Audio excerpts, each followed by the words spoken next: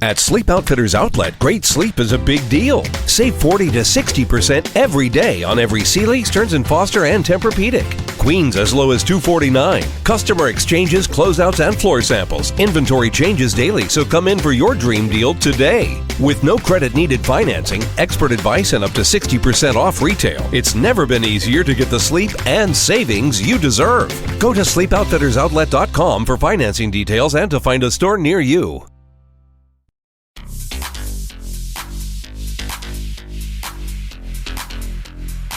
Hello, and welcome to BB on Blast, Down Under, Big Brother Australia. I'm Lindsay. And I'm Kat. And thank God we've only got one show to talk about this. Well, one type of Big Brother to talk about this week. Although dedicated to Big Brother Australia for the first time this year. I wonder how many people have actually started watching Big Brother Australia, because it has been really good. What? But based off the back of our podcast? Yeah. And, just word of mouth. Maybe too. I don't know. Are people, this is the thing, are people going on about Big Brother Australia like it's really good? We love it. But does everyone else love it? I'm not quite sure. I think it's brilliant. Someone on Twitter, that potato person, I can't remember what they're called now. I think they used to be called Nefarious Potato. They said that a lot of people hate Dan. Why would you hate Dan? Dan is the entertainment this year. It doesn't make sense. Dan is literally the entire show, so you might as well just switch off if you hate Dan. Yeah, and you were concerned about the attic and Big Brother coming to fuck up Dan's game. Yeah, I was. Now, what did I tell you? Nah, because it'll all come good in the end. No, it hasn't. No, I totally discredit. It hasn't all come good because Dan has lost all his allies, and that pisses me off. Like, that didn't have to happen. And but tactical COVID scare. You don't get deeper in the game than that. That was good, I must say. What the fuck? Yeah, it does annoy me that Nick and Mel have gone. I must say, I like their. Yeah, it was fun. Yeah, we're losing now some like key characters. Like this week, I feel like we're going to talk about people that we can't even remember now, like Mitch. Who? The only Mitch I know is Mitch Muffin. So but, yeah, it's going to. If we lose that entire alliance, then we're going to have a problem. Yeah, and I can't complain because, I mean, come on, look at what happened. We had Dan for a lot longer. Yeah. Than we thought. Yeah. Yeah, and we had Dan, and the ending of the week was fucking brilliant. You sound a bit scratchy. Is your microphone working? Yes. Okay. What, do you want me to talk right into the mic? No, you just sound a bit tinny. Yeah. Anyway. Wow, it is Big Brother Australia, mate. We love a tinny around here. Lol. This is our last time we'll be recording the podcast on Zoom, everyone, because next week me and Gaz can finally embrace and see each other for the first time in 2021. However, we have got a new variant of COVID on the loose, so oh god, let's not speak too soon. Yeah, but they've said they're still, the rules as yeah, they said for that it's okay, but they did also say it might mess up the sort of ending of all restrictions, didn't they? Yeah, but as long as it ain't messing up my birthday, I'm happy. I already had one birthday. Yeah, I don't think your birthday will be affected. No. Apparently, where my family are from in Bedford, that they've got a serious problem with the Indian variant running riot. Don't you think it sounds like sort of racist to call it like the something variant? Like it's like, oh, it's not our problem. It's the Brazilian variant or it's the Indian variant. Like, just call it a new variant. I mean, there was the Kent variant for a while, so. Oh yeah. That's defections too.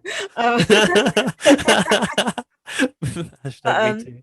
Yeah, it reminds me of Donald Trump and the Chinese virus. Yeah. Stupid. But yeah, it's going to be fun to hopefully get together and have a drink next week. Oh, I can't wait. And also, we can be indoors, so we don't even have to. Like, we've been allowed to meet outside, but I give you outside right now. It's horrible. It's cold. It's raining. Like, it's the worst May ever, isn't it? Absolutely terrible. Abysmal. And it would just be nice to have a proper catch up as well. I feel like we've barely spoken. Yeah, because we normally have that sort of like just kind of hanging out time before the podcast where we talk about stuff, which when we've come the end of the night, we've had a drink, we can't remember what was on the podcast and what wasn't. Oh, God, don't mention drink because I'm feeling a bit fragile today. You had a skinful last night. Just a bit, and the rest. Oh, 5 bottles of wine, I've heard. Not just me drinking 5 bottles. Me and my mum and Jack, and oh God, a bit heated towards the end of the night. Oh, really? Well, I won't say anything, but I've listen to your content. Oh God. But anyway, it's all good. Shall we talk about episode 8? Well, before that. Oh. So, in other versions of our podcast, you like to tell me the things you've heard. Yeah, the other variants, like the Canadian variant. Mm-hmm. We're now on to the Australian variant. You like to tell me the tittle-tattle from the podcast you've been listening to. Yeah. Well, Lindsay, I've been listening to some BBAU podcasts. Go on. Including the podcast called It's Time to Go, which is a long-running BBAU podcast presented by 2 guys. Mm-hmm. And not too much gossip, but like what you do here is like the sort of Australian viewpoint when you listen to that, and like you hear stuff which you wouldn't hear over here. Right. So I learned from that there was a bit of a furore over the fact that Sonia and SJ had got a pre-existing connection. Oh, really? And like an image surfaced with like Sonia and SJ like in the background. Oh, you frozen. Where it was from or what the connection. Then there was something about. Oh, did you catch all the story? Yeah, go on. Yeah. Oh. There was something about like perhaps SJ was Sonia's makeup artist on something. Oh. Apparently that's what they were saying. But anyway, now it's come out that SJ was a guest on Sunrise, presented by Sonia, like maybe like 3 or 4 years ago. SJ probably there to talk about her like social media following and her accidental hipster fashion brand. So that was the connection. I don't know why it took so long for them to find out that was why, but people were saying that SJ was getting preferential treatment, i.e. going into the attic because Sonia basically went, you can't put my girl SJ out yet. Yeah. Lower the stairs. It sounds we've heard this sort of thing before, haven't we? Housemates knowing each other and Chembot favoriting people and things like that. So I wouldn't put it past them. And they were also pissed off with Seven's advertising of the show. And I saw the actual advert for one of the episodes this week where they basically trailed the fact that the war had to end and who's going to go, Dan or Casey. Can you imagine how pissed off you'd be if you watched the advert? Because you would know by the time you got to the last episode. Yeah, well, as soon as you get to the end of the competition, you'd know who's going. Yeah. What a stupid idea. God, they ain't got a clue, have they? Bless them. No, bless them. No, they really haven't. And then the other... Go on. No, I was going to say, you need to be careful because someone told me, I think it was a potato guy again, that, although it could have been someone else, but it was... Potato guy. I don't even know who the potato guy is. He's good. He's got a little potato with sunglasses on his avatar, and he's very into BBUS as well. But yeah, apparently it's been spoiled who the final 3 are. So beware on those BB streets. Do you know? I've heard that too. No, I don't know. But the thing is that this is the problem with the way they advertise the show as well. Like because they put so many clips from the house and competitions, you can sort of work out who's gone to a certain point. Yeah. If you were to look back. But like, why would you do that? That's just ruining it for yourself. Once again, they ain't got a clue. I often think that with the intros to The Apprentice because they always show clips from across the series, and I think, I'm gonna like spoil myself, but then I'm not clever enough to really like pick up who's in which bit. That's why I don't watch those bits because it's just I always stop before the sort of next time on Big Brother. Yeah, I do too. The other podcast I've been listening to is Too Much Tully. So Tully's got her own podcast, and Tully's managed to like have all the evictees on pretty much. Apart from those who refused to do publicity, which was Flex Mummy, aka Lil.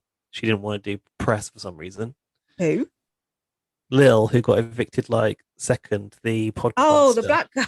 God, I completely forgot she existed. Well, I'm not surprised. She only got about 2 minutes of airtime. Oh, God. She refused to do publicity. Yeah. Didn't want to be associated with it, probably.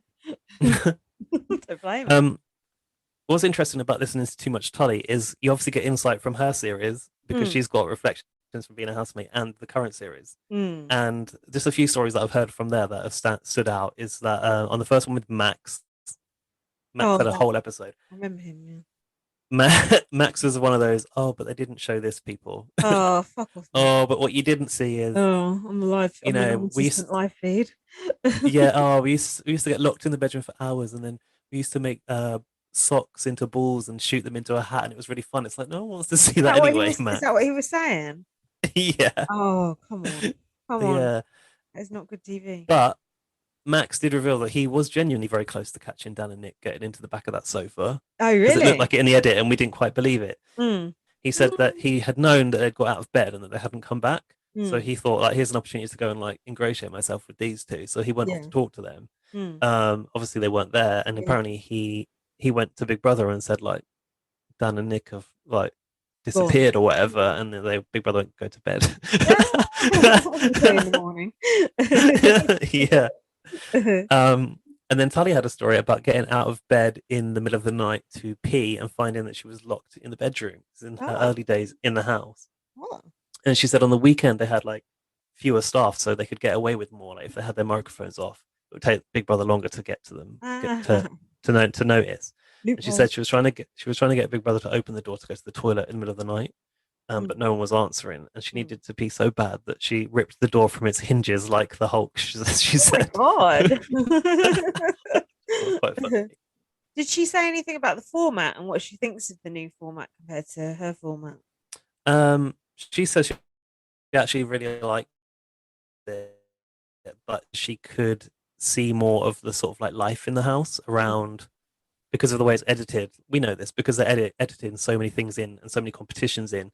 She kind of wishes that they could show more of people just like getting to know each other and living in the house, because she said herself, like, from her time in the house, they were saying with Renata, she was saying like all there is to do is talk. And she was like, with the people in my house, I know the job they had when they were 14, their first girlfriend, like I know them inside out, and that's how the viewers get to know them as well.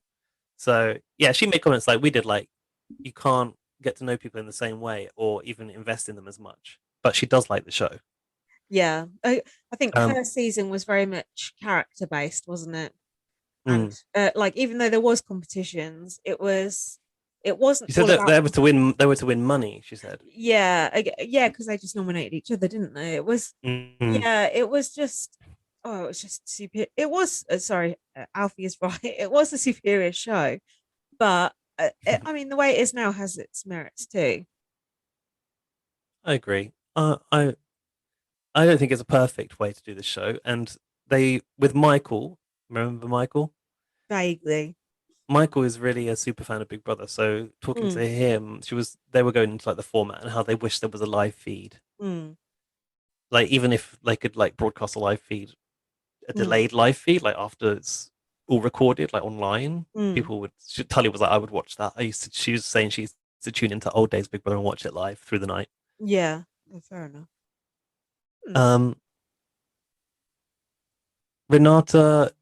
Renata lied on her application form about her age as well, by the way. She said she was like 37 even though she was over 40, because she thought like she didn't have a chance like being that old, and then she was surprised that there were people older than her in the house. And then Tully was like, did you think they weren't going to find out, like they take all of your information? She said, I just thought they wouldn't notice. But yeah, Tully's pretty good on her podcast, you know. Yeah, I can imagine her being a good speaker. Yeah, she is. Is that it? That's the roundup. Yeah, it was good. Just make sure you don't get spoiled. Listen to that stuff. Proceed with caution. That's the thing, because obviously, like all the people in the house, they're all out of the house now, so they could almost potentially let slip. I felt like Michael was almost alluding to someone's storyline being quite more than we've seen so far, and I was like, well, you know, that gives me a sense of something coming. I don't like that.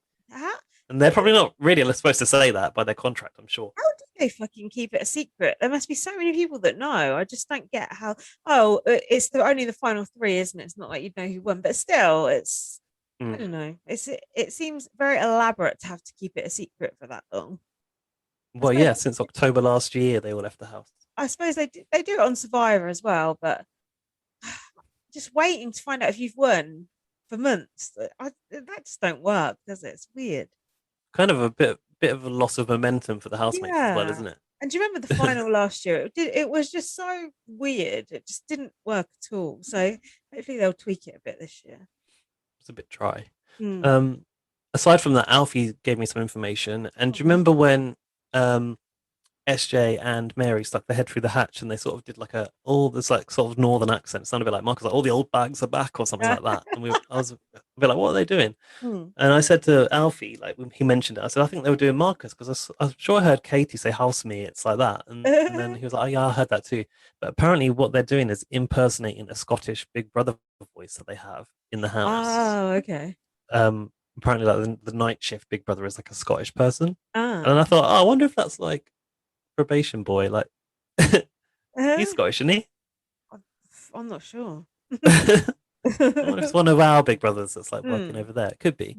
That's cool. And then I was like, I wonder how often they actually hear the real Big Brother voice, and do they actually hear that? Because last year apparently it was like cast after they'd recorded it and they piped it in afterwards in post production. But I really hope they do hear the real Big Brother. Yeah, that's what I want. That's the question I want answered. Yeah, sometimes at least, Even it's not all the time. Right, should we talk about the episodes? Let's go into the week. Yeah. Go on. So Mitch was in the house back here. Tell me a few things about Mitch, why don't you? What do you know about his personality? Platypus. Yeah, platypus, bird watching. That's it. Mullet. Yeah, it's like, wow, you're super boring. Go away. Like literally nothing to him at all. Just boring. Go away. Yeah. I felt a bit sorry for him really, because it's like he thought he had a chance with Christina, didn't he? And also because also him going, he was sort of a bit of a casualty of war, really, wasn't he? He just didn't really do anything to offend anyone. He just sort of got stuck in a situation, and they were just like stuck in a situation. Isn't that the cage? Well, yeah, that wasn't exactly strategic mastery by old Nick. No, that was terrible. Why is SJ saying that she's got a new lease of life and doing a cartwheel? Because she's out of the attic. From the attic, yeah. Of course. Bloody hell, that seems like ages ago. I know. I wondered if Dan had thrown the tofu away or not. Asking the important question. I don't think SJ would be doing cartwheels if he had. No, that's true. I put Nick was at the Weber Grill. And Dan knocked out a stick insect. Do you remember that? Oh yeah, and Nick said even the stick insect hates you now. And then he said, "Do you remember when you were king of the jungle?" Like Nick takes the piss out of Dan. It's so funny. I feel really gutted that they didn't do more to save Nick. Like Big Brother didn't do more. They could easily have done something. Big Brother. Like, come on, their little duo was like so fun. And when Nick went, I was Wet Bandits. I was just waiting for Nick to for them to go, Nick, come this way. And they just didn't. I just thought, you fucking idiots. But then when Katie left, I was thinking, don't do it. Get in that cab, get in the cab. I was like, shut the door, drive. Get her out of here now. Start the meter. Didn't you think they could have done more to save Nick, or you think it's too much meddling? Come on, we like it. Well, they've just done a twist to stop two people going, haven't they? So yeah, two people who are boring as shit, who no one gives a fuck about. Yeah, I know what you mean, but they have to be a little bit like throwing it to random chance because it is Big Brother. Come on. Was this when they had like bandages and shit or not? They went to the diary room and Dan said, "Is this ICU?" I think that was a different day. I think so. Nick said the wet bandits need a leg up. Even he was crying out for help from Big Brother, and did he get it? Big Brother said, all housemates will find themselves on the spinning wheel. Oh, yeah. Sometimes at the top, sometimes at the bottom. Oh, yeah. You may feel on the bottom now. And I don't know what else he said, but basically he was like kind of giving a little glimmer of hope there, wasn't he? Yeah. And then Dan Big Brother doesn't... I like the way Big Brother does that, though.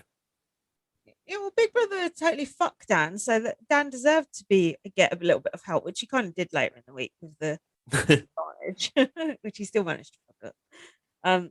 Dan said, just give me all 13 votes. This is when Dan was just like, you're doing the whole, just get me out of the house thing. It's just like, shut up, stop saying that.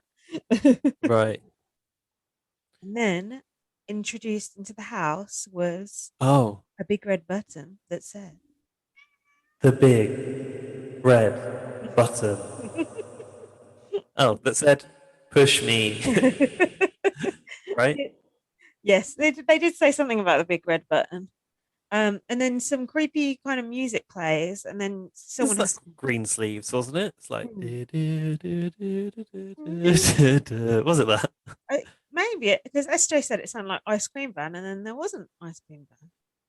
Yeah, SJ goes, oh, it's the old Ice Cream Van music, and I thought, no, it ain't. But then I guess I'm not that old to know the old Ice Cream Van music. Our Ice Cream Van used to play that orange and lemons at the bells of St. Clements. Which I used to quite I think my Ice Cream Van had the just one cornetto, give it to me, even though it's not cornetto. But you know the tune of da da da da da da da da da. And then we had another ice cream van when I was at uni, and it used to like park up in the middle of the block of student flats, and its sound was a cow just going. Oh god, it's so good. That was a good one. What if you were trying to have a nap or something? Yeah, it was like a Big Brother alarm. You will get ice cream whether you like it or not. So the thing would be either a punishment or a prize for each housemate who pressed it. Katie said, maybe if we push the button, Max will come back. Oh God! All the things you could think of happening that won't happen when the button is pushed. That we do not want to happen. Dan said. Oh, by the way, sorry about that. Max in his podcast with Tully said that like by day 2, Katie was like wearing his hoodies and his joggers and stuff, which is a bit weird, isn't it, when it's your ex? Yeah, she was obviously still keen on him, wasn't she? Fuck knows why. He also said that she tried to turn it around in the end and started trying to rally votes for him, so he thought he was staying, which I don't think we saw it in the edit. Yeah, but the thing is, it was just Dan who voted that week, wasn't it? Oh yeah. I think Katie. It was a massive twist. Yeah, I think Katie had got the votes for him, but it was Dan who had the one and only vote. Yeah. Can we just give a shout out to my eyebrows, please? Because I had them microbladed this week. What do you think? What does the microblade do? Like a cut, like loads of series of little cuts with ink in it. It's kind of like a semi-permanent tattoo, basically. So they actually cut your skin. Yeah. You bleed. Yeah, it bleeds. Oh. It didn't even hurt. I thought it was quite hard actually, because she said some people would just never ever come back because they're just basically crying and jumping. And I was just like, it's nothing. I've got a cat. I'm used to pussy holes. They're gonna last like this for a year. It's not bad, is it? Fucking hell. You're all right for going to another lockdown, won't you? Do you approve? Think they look good? Yeah, they look good. To our audio listeners, check out my Instagram, Light Up BM. Well, also check out this podcast on YouTube. It will be there for one last time. Yeah, because this is the last time you will ever see our beautiful faces. Oh, also, apologies for last week when I couldn't edit the audio version or put in the music or anything because the file was so bloody big, my computer couldn't cope. 3 hours and 50 minutes. That's why it took you fucking half the week to put it up. I have a job as well to do, you know. It is arduous, I must say. Dan said, whoever presses the button first will be playing the game. We like people who play the game, don't we? Yeah, we do. Playing a game right now, and you're playing it real good. Ari was like, what if it's automatic nomination? Well, if you press it, I hope it bloody is. Yeah. I hate Ari. Do you? Yeah, I hate him. I do hate him a bit, but I know you appreciate him as for some sort of entertainment value, but I don't like him. No, not feeling it. No, not feeling it. I hate his crass wearing of labels all the time, having Gucci on it. It looks so embarrassing, I just think. And it's weird that they're allowed to do that in the house and show the brand, because obviously in other versions you're not allowed to show the brand. I just think it looks so tasteless. It's just like, oh, look at me, I've got a designer label on. It's like, it might be a designer label, but it still just looks like a shitty t-shirt with a word. Yeah, it still came out of a sweatshop in China. Yes. Right. Ari. And Nick said about the red button, can we get a step ladder for Danny? So Tilly was the first to press the button. And then I think she said the big red button produces miracles and wonders. I've got that written down. But what the hell is that? That was when the ice cream van came in, but it wasn't like a what you'd expect from an ice cream van, was it? Did you notice? Go on. They didn't have like the sort of soft, whatever that is. What is Soft that called? serve. Soft serve. Is that soft serve? Yeah. The Mr. Whippy. It wasn't one of those. It was just from Scoops. I thought, oh, it's a bit of a crap Oh, ice fuck cream that. I van. like this. I like the. Yeah, you need a. Otherwise, it's not a proper ice cream van, is it? Yeah, this is Scoop. You go to a shop. Otherwise, yeah, it's just an ice cream counter on wheels. Ah. And arguably, it's probably a better quality of ice cream because probably gelato. Mm. But yeah, you need like a. I don't know if it's different in Australia. It must have flakes, don't they? They do. 99. Probably call it, a Flaco. put a Flaco. I'll have a Flaco in that, mate. So Tilly picked Nick, Mary, and Jess because of her nan. Yeah, it's what her nan would have wanted for her to have a fucking ice cream. Fuck off. Oh yeah, Jess's nan. I thought you meant Tilly's nan. Yeah, it's like Jess's nan storyline was like 2 weeks ago. Leave it there. Oh, dead nan, have an ice cream. It's not even dead. That's the issue I've got with it. Well, isn't she? You could still get another storyline out of it yet. Yeah, good point.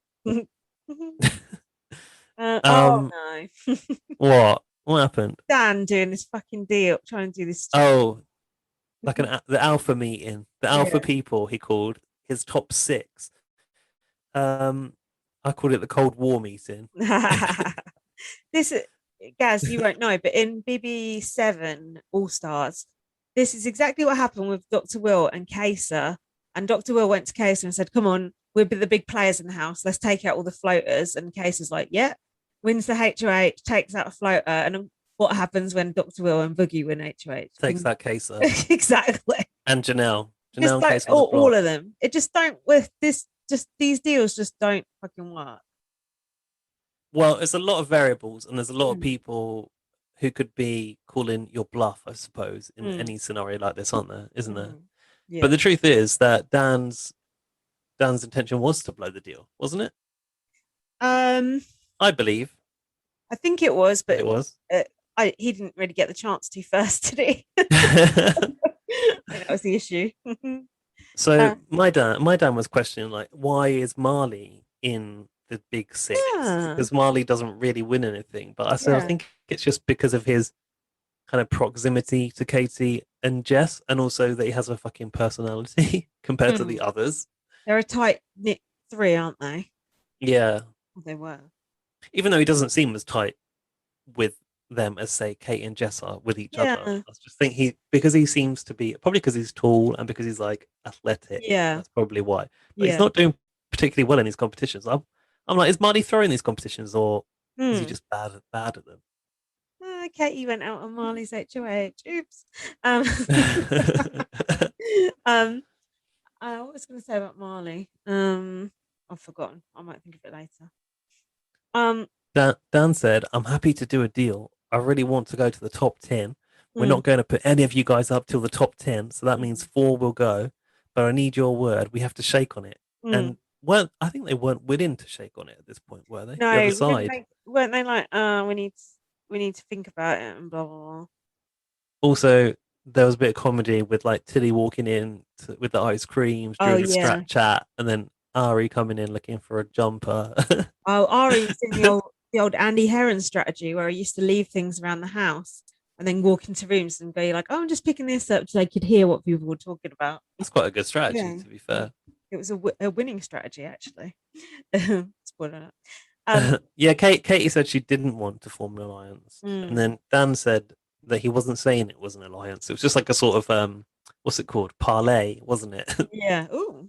like a ceasefire. I thought though this could be really bad for Dan, because if it got out to Tilly and all Dan's, other hench people, they could be like, "Oh shit, like we're just getting thrown under the bus," and then Dan would end up with no one. Yeah, I mean, I don't think it can be expressed strongly enough how much Dan's position in the game relies on Tilly, actually. Don't you think? Winning stuff, yeah. Yeah, Tilly basically is a protection for Dan. In any competition that she wins, even Dan said that, maybe it was last week or I can't remember what week. It's like, "Tilly, if you lose this, I could go." He said that in the competition. Yeah, he said it right out loud, didn't he? Yeah. No pressure. I've... Go on. Dan said, "Oh, that didn't quite go how I thought it'd go. I thought it'd go not quite like the Rocky scene." He was Mm. obviously expecting a Oh yeah, da-da-da, he's quoting Rocky. da-da-da. Yeah, Is Jack that was. Rocky? Yeah, and Jack was like, "Oh yeah, I know that quote." I was like, "I don't." I have an overheard conversation of the Go on. week. We weren't allowed we weren't allowed pets because my sister killed our last two guinea pigs. I don't even know who said that. I think I've got Jess mentioning something about puppies, so it must have been part of that conversation. Well, that's because the puppies came in next after that. Okay. After that bit, I'm not sure who said that. Mhm. But it did make me think of controversial Lewis killing his guinea pig. Oh Shout out, yeah. I shout don't out, Lewis. think he killed them. I think he got faulty ones. I don't, This one's died. I don't think he watches that he. I don't think he listens to this. But if you do, Lewis, sending our love. Happy Eurovision. Probably too inebriated to care for an animal, I'd say. Oh. What happened? I'm confused.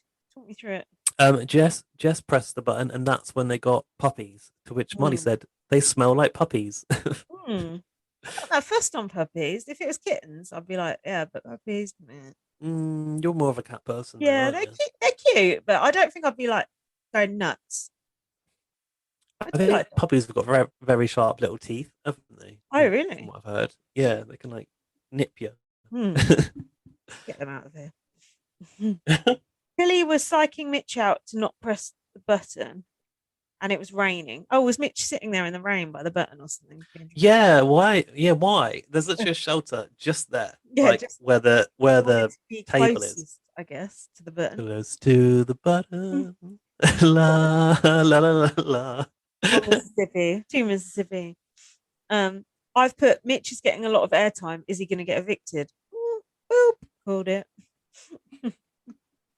So when he pressed the button, Mm. he was called to the diary room where he found the Oh, ingredients to cook for him and one other housemate. How mm. very convenient.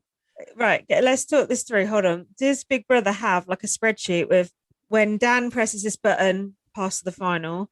When Katie Yeah. presses this button, has to drink poison, something like that, you know?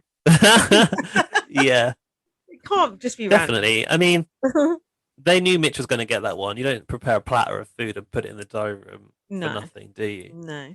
And it's not like if SJ pressed it, she was going to get in and find a steak there. She's a vegan. Ah, They're just going to quickly switch out the yeah. steak for a bit of slab of tofu. Yeah. Give SJ a KFC, see how she likes that. Yeah, that was mentioned in the Tully podcast as well, but how there was nothing for SJ during KFC challenges, so she just like enjoyed some spinach or something. Oh, that's really good. Can't she have chips? Can't you have chips? So the chips cooked in animal fat. I mean, they shouldn't be, but perhaps it's KFC chips are gross anyway. I was gonna say maybe it's like the same oil for chips and Yeah. meat, but it shouldn't. They should be separate. They should give you an option, for fuck's sake. This is the modern Just day. give her the salad and Yeah. you know, give her a few cherry tomatoes or whatever, or a piece of the corn on the cob. So Christina said, "Oh, maybe it's a punishment for Mitch," and I thought, "Well, it is for you because you're gonna have to like him again for a couple of hours." And then when he come out, he goes, "Me and you are having dinner in the cave." He didn't actually ask her; it was more of a statement of fact. Yeah, Big Brother promised to lock down the cave. So, that's all we need. Another lockdown. That's not okay. Christina might not want to be locked in there with him. It's like Hazel and Daly all over again. I don't think it has a door though, does it? The cave. Oh, I don't know.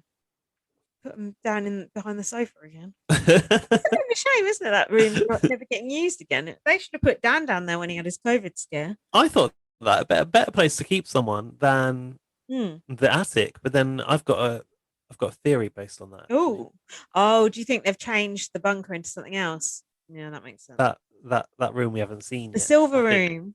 Yeah, I think I've been holding out for that. Every time something bad happened, I was like, silver room. Nothing's happened. Dan could go in there next week.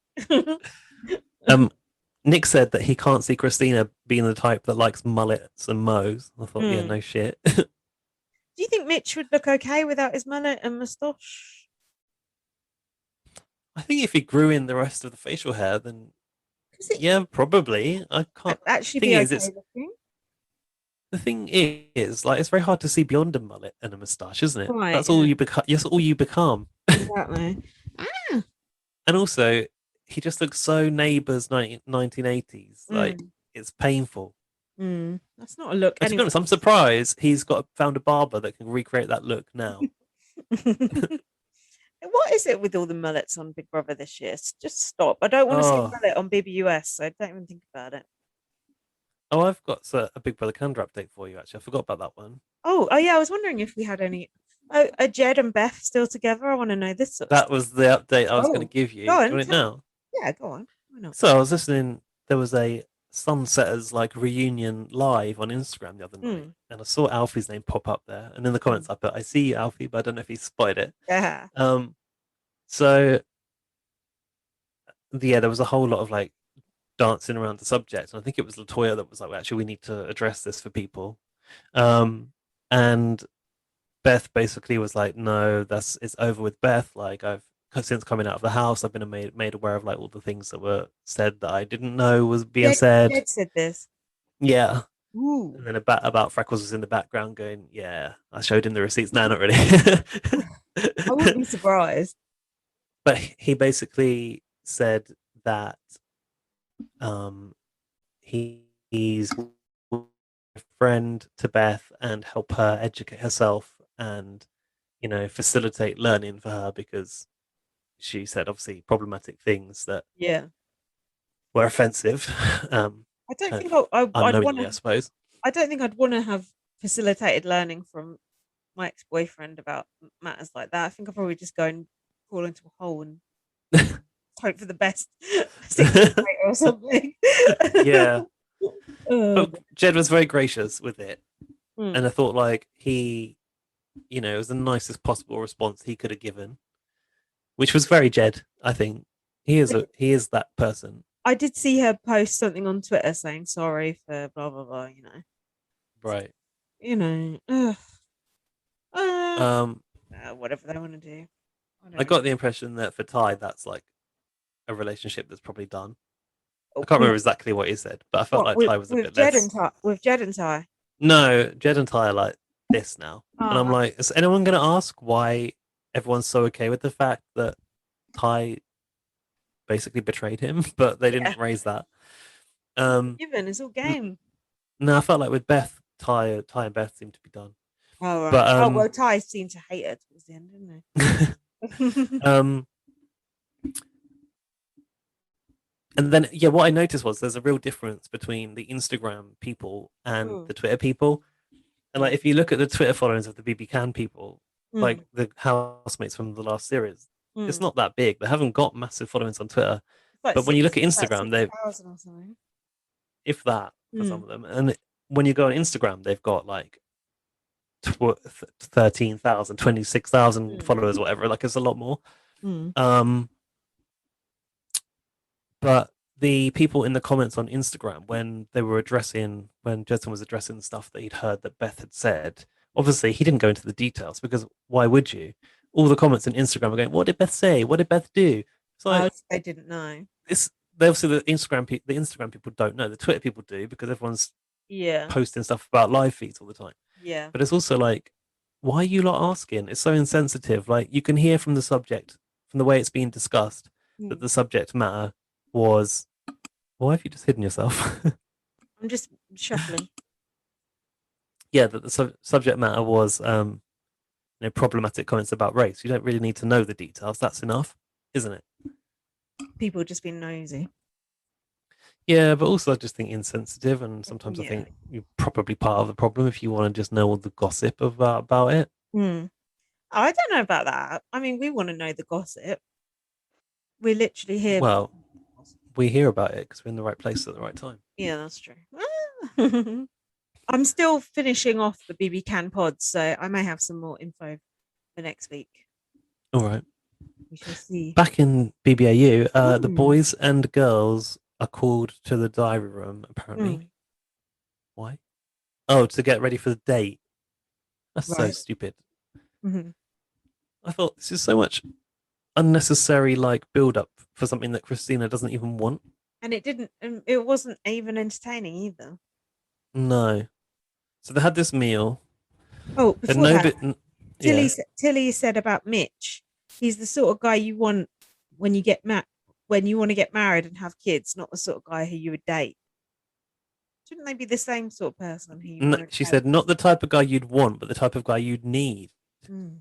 As if, like, you know, I want him, but you could settle with him. Go on. That sort of mentality is so dumb as far as I'm concerned.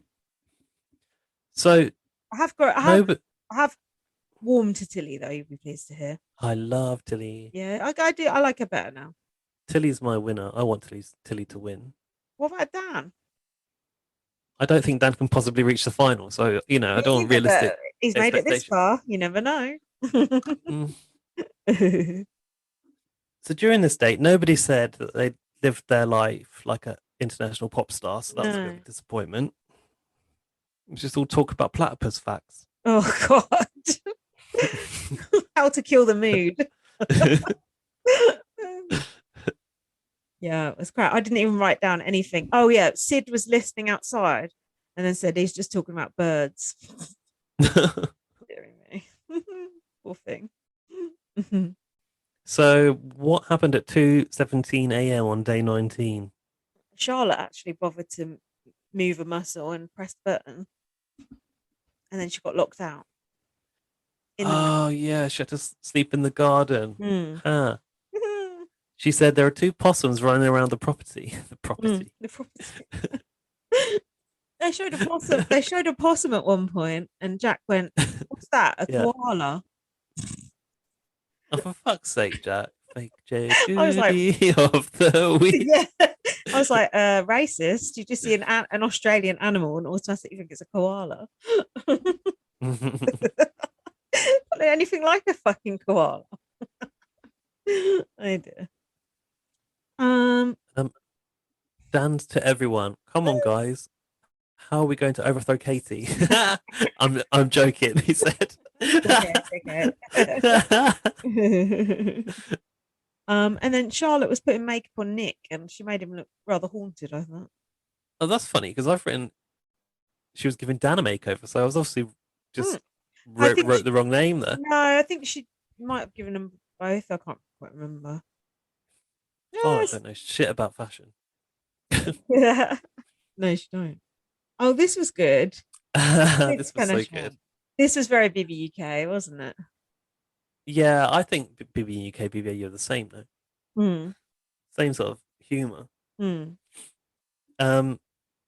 Sid won a private reading of Dan's book. He's such a David Brent, isn't he? He's the real life David Brent. What I thought was hilarious was Dan being inspired by his own book. That actually kind of turned Dan's game around, didn't it? It's like that changed his whole attitude about things. It's fucking hilarious. He started giving himself a pep talk about his own book and started crying about his own book as well. Well, moved by his own words. Yeah, exactly. But we learned a lot about Dan in that. He said that he was an alcoholic. And he was obviously like very emotional about his kids. Like he's very proud of his kids. And I think that was the part where he got choked up, and then Big Brother said to him, "Let's read a happier chapter." And that was the bit that spurred him on. He said, that was about his first house sale or something, wasn't it? Yeah. And he said, I was reading the book and I thought, that's so inspirational. And then I thought, well, I wrote this and I'm me. Like he'd forgotten that he wrote it, and it was like he was enjoying independent himself. He then said that he was going into real estate agent mode. He like put on a shirt and stuff, didn't he? And Danny said to Big Brother at the end of it, "Thanks for your time." And then he came out and he was like a sort of on one. Wasn't he clapping? Yeah. And Katie was going to her friends like, "Oh, don't worry, it's just his strategy." He said he was going to level 8 and he had a feeling that he won't go. And then Katie was telling Ari not to worry. Don't know about what about. Yeah, she said he doesn't have a leg to stand on. Oh yeah. Dan, that is. And then Katie was wearing a fisherman's hat. I've written down here. You know that hat that's like folded up at the front, like a bucket, kind of like a bucket hat.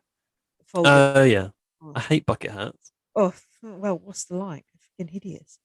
Um, and then Dan invoked the evil dick strategy. I've I've written he's the new evil dick literally here, and I've put meditation versus meatball strategy with Yeah. the pots and pans as well. That was so funny. Them all meditating and him and Nick just raising merry mayhem. It was so good. And was Ari helping them out? I put Ari has gone to the dark side. Oh no, I think he was with the others. That must be the dark side. Right. Dan said, he's accepted that he's going and he feels free to be himself again and he feels alive. Yeah, it's going nuts because he basically knows that the days are numbered. I thought it's not the best strategy, really. You shouldn't be saying that, should you? But it's actually worked out. Every day I thought Dan was going to go. Every day Dan hasn't gone, so I'm happy. Do you think if you were in there, you'd kind of want to keep Dan in there? One, to be a meat shield, but also two, just for entertainment. I think you just want him around. Oh, God, I would imagine he's probably a nightmare to live with. Oh yeah, that's true. Good point. Yeah. Like Holly was saying to Renata, like, does Dan have an off switch? And Renata was like, no, I don't think he does. Not like Renata was in there that long to get to know him, but no. Retata. Then we had the comp. I forgot about Retata. Hang on, Big Brother said to Dan, how important is it to win today? And Dan said, if I don't win today, I'm probably going home. So it's up there with Oxygen. Yeah. I don't think it was called Walk the Plank, but that was kind of the theme of the competition, wasn't it? So yeah, it was a balance they had theme. to. No, they were hanging from a handle with a little plank below them, which wasn't really. I know. Well, supporting them. It was like this, wasn't it? Yeah, it had no stability in it. SJ had a sick note. Ella, yeah, she's got carpal tunnel. No, she hasn't. Yeah, she's got something else. Yeah, so she decided to step down, to which Big Brother reminded her that she would risk nomination if she did. That plank offered no support and they were hanging from this pulley. It looked hard. It looked really hard. It did. It was another great one to watch. I find all these competitions really tense, to be honest. So tense. It was just like it's just a nightmare. I make a few notes at the start so I know what it is, and then I write like who it comes down to, and then I sort of put my phone aside because sometimes I just can't. I need to be watching everything that's happening. And I don't know if you've got anything before this, but I've basically written that it came down to Katie, Tilly, Nick, Danny, and Sid. Katie said, I'm going to go all day, Daniel. And then Dan said, I just keep thinking about your eviction tonight. Oh, that was so good. That was so good. And Katie goes, oh, good chat. Oh, yeah. Tilly was asking Big Brother if she could have a pet. Yeah, what I love about Tilly is she seems unbothered about these competitions. And when everyone else is straining, she's just talking about whether Big Brother's going to give us some sea monkeys. Yeah, she's chilling. And what I most enjoyed about this was Big Brother said, Big Brother has noted your request and we'll get back to you. And I thought, I haven't heard Big Brother will get back to you for years. Like, I don't know, it's like an addict getting heroin again. I was like, oh, so nice. And just as Dan started to like really struggle and he was like this, Katie was like, oh, do you want to go for 2 hours, Danny? Just as he was like, literally, his neck was disappearing into his spine. And then Nick said that he hasn't gone to Harry and Daisy level yet. And I went, what's Harry and Daisy level? And then Big Brother said, what is Harry and Daisy level? Yeah. Dan said, that's his kids. Yeah, I got that. But don't you think, don't think Nick should have said that, because I felt like that made Dan, that could have the opposite effect of make him start crying. Make him cry. Yeah, I thought the same. Be careful. So Dan dropped before Katie. Yeah. That's when Dan said, Tilly, if you don't win, I'm going home. Mm. And then Tilly managed to outlast Katie again, which was so good, so satisfying to watch Katie be beaten by Tilly. Actually seem that good at comps. She only won one, didn't she? I can't remember. Yeah, I think she did. So. I think she only won one. And I noticed Katie didn't whisper in Tilly's ear at this point, like she normally does. I was happy. That is a shock. Oh, no Jess and Marley. Tilly's noms were just absolutely stupid. Don't you think? They were confusing. I wasn't sure what she was doing. She was trying not to go after any big players. She was going after the floaters. She said she didn't want to put up like the big targets because she didn't want to cause a freaking shit fight in this house. Do you remember that? Yeah. Shit fight. So so Tilly says that Danny will do the dirty work and take out Katie. Okay, that was her logic. She basically said like, Danny will do that later. I don't need to do that now. That's stupid because Katie could take out Danny in the meantime. Yeah. But Tilly's also not really at risk of Katie at the moment because Dan, Nick, and Mel are there. But Tilly needs to think about her long-term game being a strong comp competitor. She's a comp beast. 100%. Or a challenge beast, I think they say in Australia. That was good. So she nominated SJ because she influences the mood in the house. And she nominated Mitch because she thinks that he's safe. So he was the safe vote. And then Sid because he's in the middle of the two alliances. Those nominations sucked. Weak. Not the best. However, Mitch and Sid are kind of characters that I'm willing to say goodbye to because what do they really bring? They don't show anything with either of them, do they? That's the thing. That's the other thing. It's like it seems like they're not bringing anything, but they're not being featured. So you can only assume they didn't bring much. Yeah, if they were doing something, they'd show it. Yeah, true. So this was when Nick made his strange decision, having pressed the button. Oh, God. Finding out that he could exclude someone from the scramble. And then he picks someone who's on his pretty much own alliance or the peripheries of his own alliance to not be in the scramble and sit in a cage above the house for the day. Subong's cage came back. Recycling again. But Mitch was kind of enjoying it there, wasn't he? Doing a bit of time of his life. You can hear a whatever bird over there. No, that's not it. Yeah. Dan said our battalion is making crucial mistakes, and he was right. Tilly's weak norms. Dan Mel doing that. It's just stupid. I think Mel said the same. It's like, what are these people doing? Yeah, he said that Nick should have put Sid up there, which is true because Sid is the one who they can't trust. Sid is the one that's trying to flip things on this alliance, and I think he already did before this episode, right? Do you think if Mitch hadn't been put in the cage, though, it would have made any difference to the vote in the end?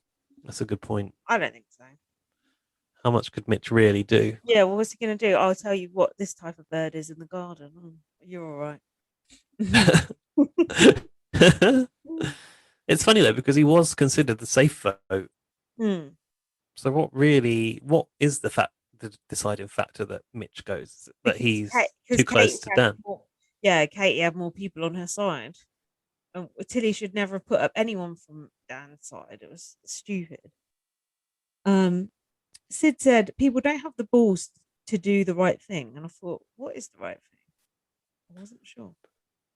And then Katie, there was a plan to get rid of SJ, though. I don't know who was initiating that. Oh, Katie. Dan, I suppose. Katie was trying to persuade Christina to get Mitch out, and I thought, after their romantic date. Yeah. Do you know how Christina voted? She did vote Mitch out, didn't she? She did. She did. Yeah. And Mitch. To be fair, you would want him as far away from you as possible. Like, if he was in the cage, great, because he can't get to you. If he's out of the house, even better. He's took a taxi, he's gone home. Coming out of my cage, and I've been doing just evicted. Mitch, I did enjoy Mitch shouting his campaign from the box, going, "Oh, keep me in the house." Yeah. That was. He said, "I'm a nice guy, and I'm crap at comps." He says that I'm crap at challenges, which is a strong point actually. Yeah. Shit at challenges. You are kind of more likely to stay. Yeah. Next thing I've got is the eviction ceremony. Yeah. Oh yeah. Christina apparently was gonna be voting out SJ originally before Kate got to her. Katie is quite good at getting in people's ears and campaigning. She's a dangerous player. She was. The first thing I noticed during the eviction room was Tilly's pink PVC dress, and I have to say I was a big fan of it. Was this the day that Tilly looked like she put her makeup on with a trowel? One day she was wearing a hell of a lot of makeup. Well, I'll tell you about that, courtesy of Alfie Sheldon. I've got the facts here. Oh, go on. You may have noticed that on occasion, Tilly seems to be wearing kind of war paint across her cheeks in competitions, which seems to be like a sort of blue clay face mask or something. You can see this if you go on her Instagram. Probably you won't want to, but she tried to do a TikTok beauty trend before she went into the Big Brother house and gave herself massive burns, chemical burns, all in across her like T-zone. No, it's T-zone, isn't it? Across the top of her cheeks and like nose, her bridge of her nose. Oh God! So she hospitalized herself basically, and her face was all swollen. So she's got scarring left over from that. God, I wonder what she did. And that is why acid. she actually stuck needles into her skin. So I don't know with what on them. Wow. But yeah, don't try that at home, kids. Jesus Christ, that is interesting. That's an interesting fact there.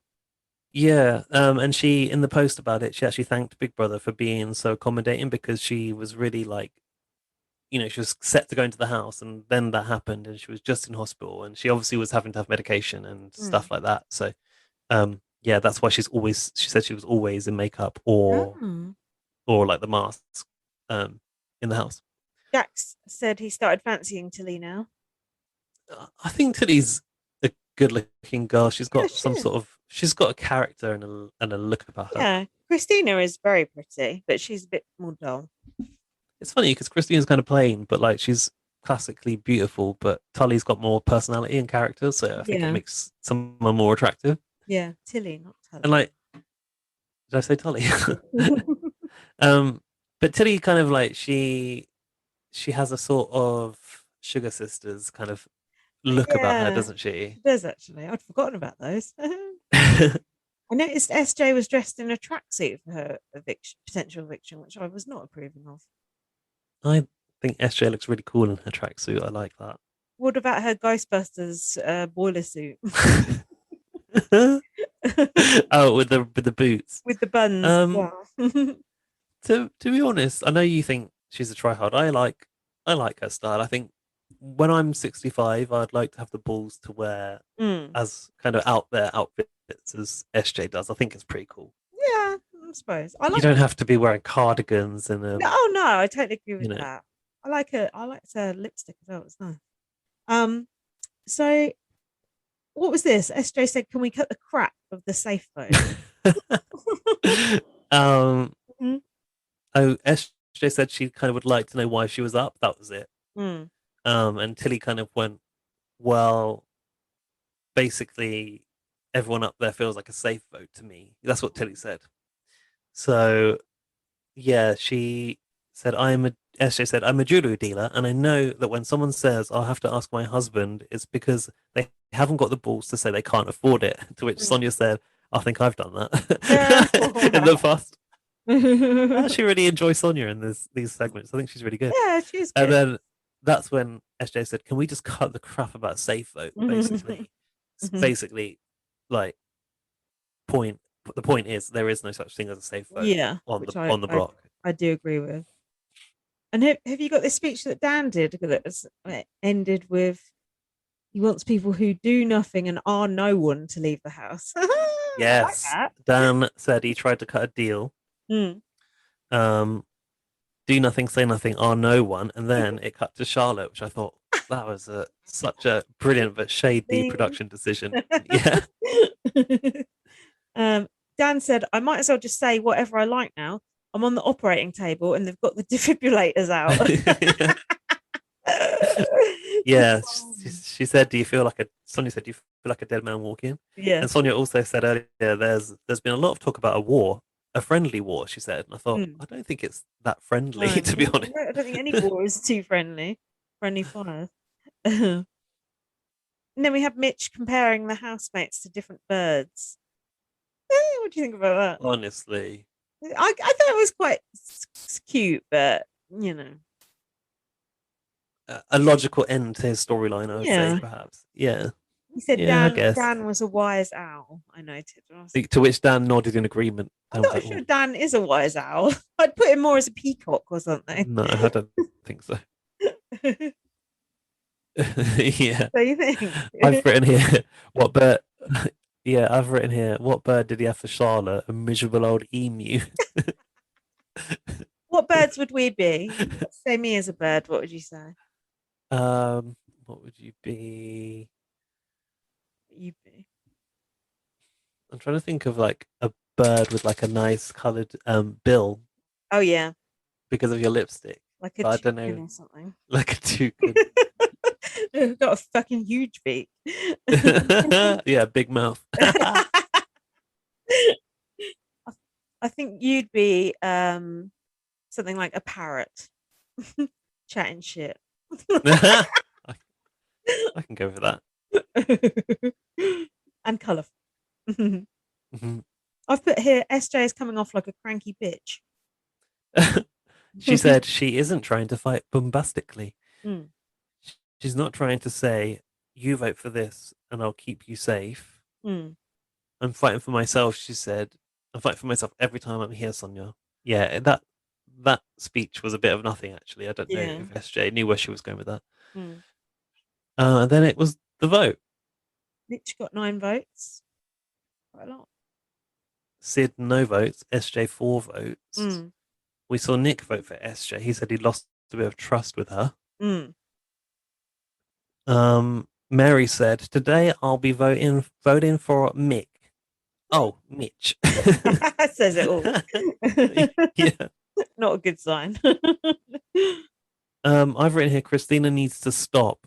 She said to Nick, I'll see you on the outside. And he was like, I'm going to miss you. And she said, I'll miss you too. It's like, bitch, like you don't like him. Have the guts to sort of draw the line in the sand. Yeah, like, but come she's on. never going to have to see him again, so it doesn't matter. Well, fine. No, don't give him that false hope. I think it's not fair. Yeah, I suppose. That date was Mitch's highlight, he said, in the taxi home. And then he said, Danny, Mitch, and Mel are goners if they don't win challenges, which, to be honest, true word say. Correct. That was it. Do you want to roll? Do you want to roll into the next one, or do you want to quick? Can we have a break? Yeah. I'm gonna have a wee break. All right, I'll pause. We're back for. Hopefully, you can't hear that. Skype, not Skype. Zoom is. Zoom has started talking. Zoom didn't used to do that. I don't know why it's doing that now. I think it's trying to blow up your spot if you're secretly recording someone. Yeah, but I mean, is the flashing red light not enough in the corner? Like, it always used to flash. I don't actually know if it did. Maybe it did. I don't know actually. So, not BB9, episode 9 started with Ari referring to different people as brands. I'm sure you enjoyed that. Taking a leaf out of Mitch's book there. Why would I enjoy that? Because you said, "Oh, Ari's always wearing brands," and that's basically like his thing, and that's tedious. My only thing that I did laugh at was when he said Mel is Target with a capital T. He said Christina is Dior. Johnny Depp. I see that. Actually. Yeah, Jesse's Nike.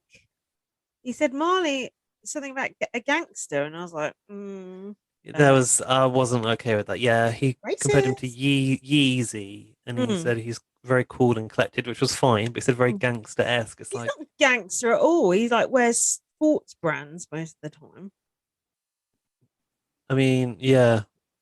I think I don't know if Yeezy is even gangster. No, it's like itself, all those really. beige sacks that he puts people in. Isn't it? Who's it that does Yeezy? Jay-Z or is it Kanye? Oh, it's Kanye. Yeah, because he is Yee, isn't he?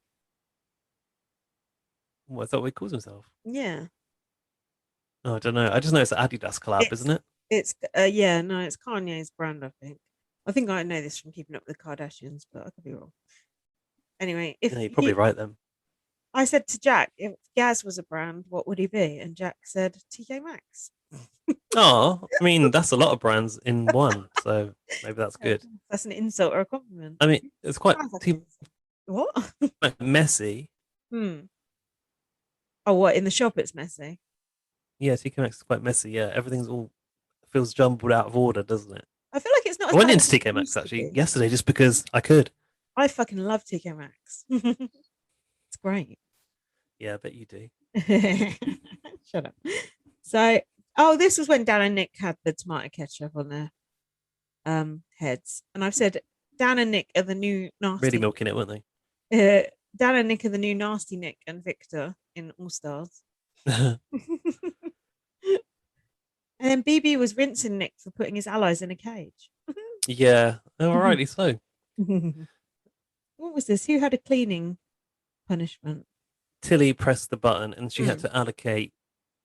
Why'd she have to allocate? I don't know why I put that. Tilly presses the button again and allocates Jess. Maybe she said she allocated Jess to be her fellow house janitor. That was what it was. Was this Tilly said, I'd benefit from this punishment because everyone's really happy for me for doing all the cleaning. Did you think this section was sponsored by Sunlight? It should have been. They missed a trick there. They really should have got someone in. I wonder who the Australian brands are probably the same as ours, aren't they? Probably. Would have been like Fairy or something. O on the end. Fairy-o. Dan and Mel were plotting a new game plan, which was the survival game plan at the moment. Yeah, Mel said to Dan, yesterday couldn't have gone any worse. Well, it could have. Dan is looking for a solution from the sky. Has he said that or have I said that? Yeah, and then there was a crow eating some orange peel. I don't know if that was part of the game plan or. And Dan said, I'm only just warming up. Sweet. I'd like to see him in full gear. Mel was crying in the diary room, but she said she's not going to go down with the ship. And I thought, is she going to turn on her alliance? And actually, she kind of did. Yeah, she said she couldn't afford to, didn't she? It was the whole, I need the money for my family. Yeah. Things. Sob story. Oh, Dan pushed the button for his comedy relief edit with the floor is lava. And Big Brother said, if you touch the floor, you'll be punished, and so will the whole house. What did you think of that? Big Brother said, you best not burn those little hoofs. You'll do yourself a mischief. Which I like. I thought there was a good strategy of throwing the two pillows everywhere you go and trying to walk on them. That was actually quite good. Little hoofs. Do you think, like, sometimes the way like Big Brother's saying that to Dan, as other housemates, you must think he's the favorite. Like Charlotte must think they didn't give a fuck about me. Dan must get called to the DR like 15 times a day. Charlotte's like probably in there once a week. Probably ask Charlotte to leave when she comes in because they've got a scene lined up for Dan. Yeah. So Marley pushed the button and he won KFC in the diary room. We got another fast food in the diary room scenario, Lindsay. We don't agree with it, do we? No. And I've never got that many chips with a KFC in my life. That was about 10 chips that he had there. I also noticed they'd like sawn off the top of the box so the chicken could be seen to be like piled up. But in doing so, they'd like cut off the brand. I was like, I guess you want the chicken on show, but where's your brand? We know what KFC sells, Big Brother. You don't need to force it down our throats like you did forced it down Marley's. I would not like people watching me eat that chicken on that big screen. That would freak me out. Why? Could they all see him? Could they see him eating it? He was on the screen. Yeah, it was just hell no. That sort of feeds into your own personal feelings about your own eating. It does. Dan sort of tried to leave the living room and collapsed, and then he touched the floor. Oh, and everyone had to go in the pool. He was making the right scene, wasn't he? Don't you think he wanted that, didn't he? He was like, "Oh, here's a chance to get more airtime. Mm. Yeah, actually, they all. It's funny because you think Australia is a hot place, so the pool, must be fine all the time. You want to be in the pool, but Yeah. clearly where they are, it gets sort of battered by the Yeah. elements a little bit, doesn't it? Like we've seen Yeah. Sonia The being blown rain. around outside the Yeah. house, Yeah, because but it's by the cliff, isn't it? It's windy. yeah, but they looked like they were really freezing in the pool, Mm. didn't it? It was so funny. Ah, Dan had to count to 1,000 before they could get out of the pool. I've never seen anyone count so slow in my entire life. And then he was like, "Who wants to join my alliance?" It's so good, so funny. and he's turned it into like an auction, didn't he? He was like That an was so auction, good. whatever they call it. What do they call that person in the auction? Oh yeah, auctioneer. Yeah. It was so funny. It was good TV all round. Um, and Marley described that KFC as the best meal of his life. Marley. I thought they were gonna kind of torture Marley and make him eat another KFC and another KFC. Oh, like Preston with the chocolates. Yeah, but the Cure chocolates. It wouldn't be a good advert for KFC if they did that, I suppose, if he started throwing He ended up, I need the KFC bucket to puke. Yeah. The whole new meaning to the bucket meal deal. And then this just made me think of Wendy's, of course. Shout out to Wendy's. Oh, we'll be in Wendy's soon, Lindsay. Oh, you and I, down Croydon. We'll do a YouTube special. BB Big Brother fans go to Wendy's for the first time. Yeah, we will. That's exactly what the video will be called. Yeah. Then we had a banner plane coming over, and I thought, whose game is going to be blown up? That felt very like old school Big Brother throwback, didn't it? Yeah, but I love that. It was just a Big Brother banner plane, but still. Yeah, but no member of the public is going to hire a banner plane anymore to like get a message to the Big Brother housemates. Big Brother's got to do that themselves. Brilliant. I thought it was brilliant. I wanted to see get someone out on there. Someone out. Get someone out. Big Brother will be throwing tennis balls over there next. Yeah. Put that net up. And the banner plane said, "Your loved ones are near." Oh God. The thing is, they weren't, were they? They weren't near. There was just a letter. They got this box of letters delivered. Yeah. And Big Brother goes, "Oh, you've been away from your family for almost 3 weeks now." And I thought, big deal. Feels longer for me. Like, yeah. I mean, I didn't even I didn't even see my mum since last October. It's COVID. When did you last see your dad? I'd be crying if you got a letter from him. Dan said he didn't. Dan said he didn't expect a letter from his kids because they didn't want to be involved. He thought he was going to get one from his business partner. That would be yeah. And his kids say he vomits a lot. Yeah. His is the only one I've got any notes on. It's the only one I cared about. In the letter, they called him Chucky, and he said, "Because I vomit a lot." That's a bit odd. And then I noticed that Dan was as pink as the shirt he had on his back. Did you notice the colour of him? Did you notice he was reading his letter out in a very high voice? Yeah, he gets higher and higher. Dad, you live on your own terms. We really love you. We really miss you. Oh, it's like so high. Like, Dan, calm down. Yeah. I have to say, it does make me go, oh, when I see Dan get emotional like that. Yeah. It is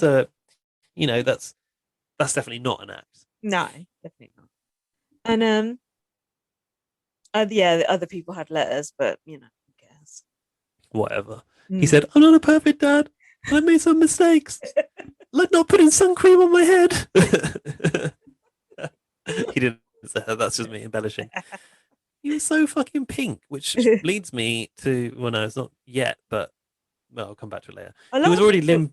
A lot of people looked like they had sunburn. I thought Big Brother's not appropriately SPFing them. You need to warn them about that.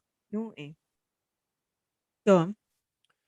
I noticed that he was limping back then as well, and I thought that must be from the way he landed off of the plank thing. He must have buggered up his ankle. I feel like the limp was never really explained. It was like, okay, he's got a limp, he's got a high temperature. Has he got COVID? well, if he has got COVID, everyone in there's got COVID. But then it was just like, oh no, next day he's fine. That's it. What the fuck was wrong with him? Weird. What do you think? Sunstroke, I think. Oh, it could have been. Yeah, because that can make you feel quite ill, can't it? I've had that before. Definitely. Looking at the color of him, definitely. Dan, Or it's the new Big Brother variant. Dan said this must have been in the diary room. It's the fast that eat the slow. You need to adapt to survive. It's true. Being adaptable is the key to winning Big Brother. Not getting down when you lose your alliance, being able to like wriggle out of a tight spot when some shit happens. It's true. That is the key to winning Big Brother, 100%. Amen to that. Dan is a wise old owl after all. Dan said if he win HOH, or whatever they call it, he'll put Katie, Jess, and Marley up. He said he tried to make the same deal 2 days ago. This is when he tried to do another deal with them, wasn't it? I think so. Oh yeah, and Jess, they were like, "Oh, we'll think about it." And then yeah, Jess and Katie went to the cave and they said, "Let's make the deal," and then turn on him. I was like, "Ooh." It was actually Jess that masterminded that. Yeah. Katie hadn't considered doing it. Fucking Jess. I got a question though. Did you pick up on this? Something in the diary room chat where Dan said something about a sheep in wolf's clothing or something, but I missed it, and I thought maybe you'd got it. I must have missed it as well. Yeah, it didn't even seem to occur to Katie until Jess said that. So I was a bit like annoyed that Jess had come up with it because Katie probably would have got lulled into a false sense of security. Yeah. And then Jess said, she goes back and she's like, we're happy to shake. It makes sense to me because I'm not ready to leave. Is my Jess any good? It's okay.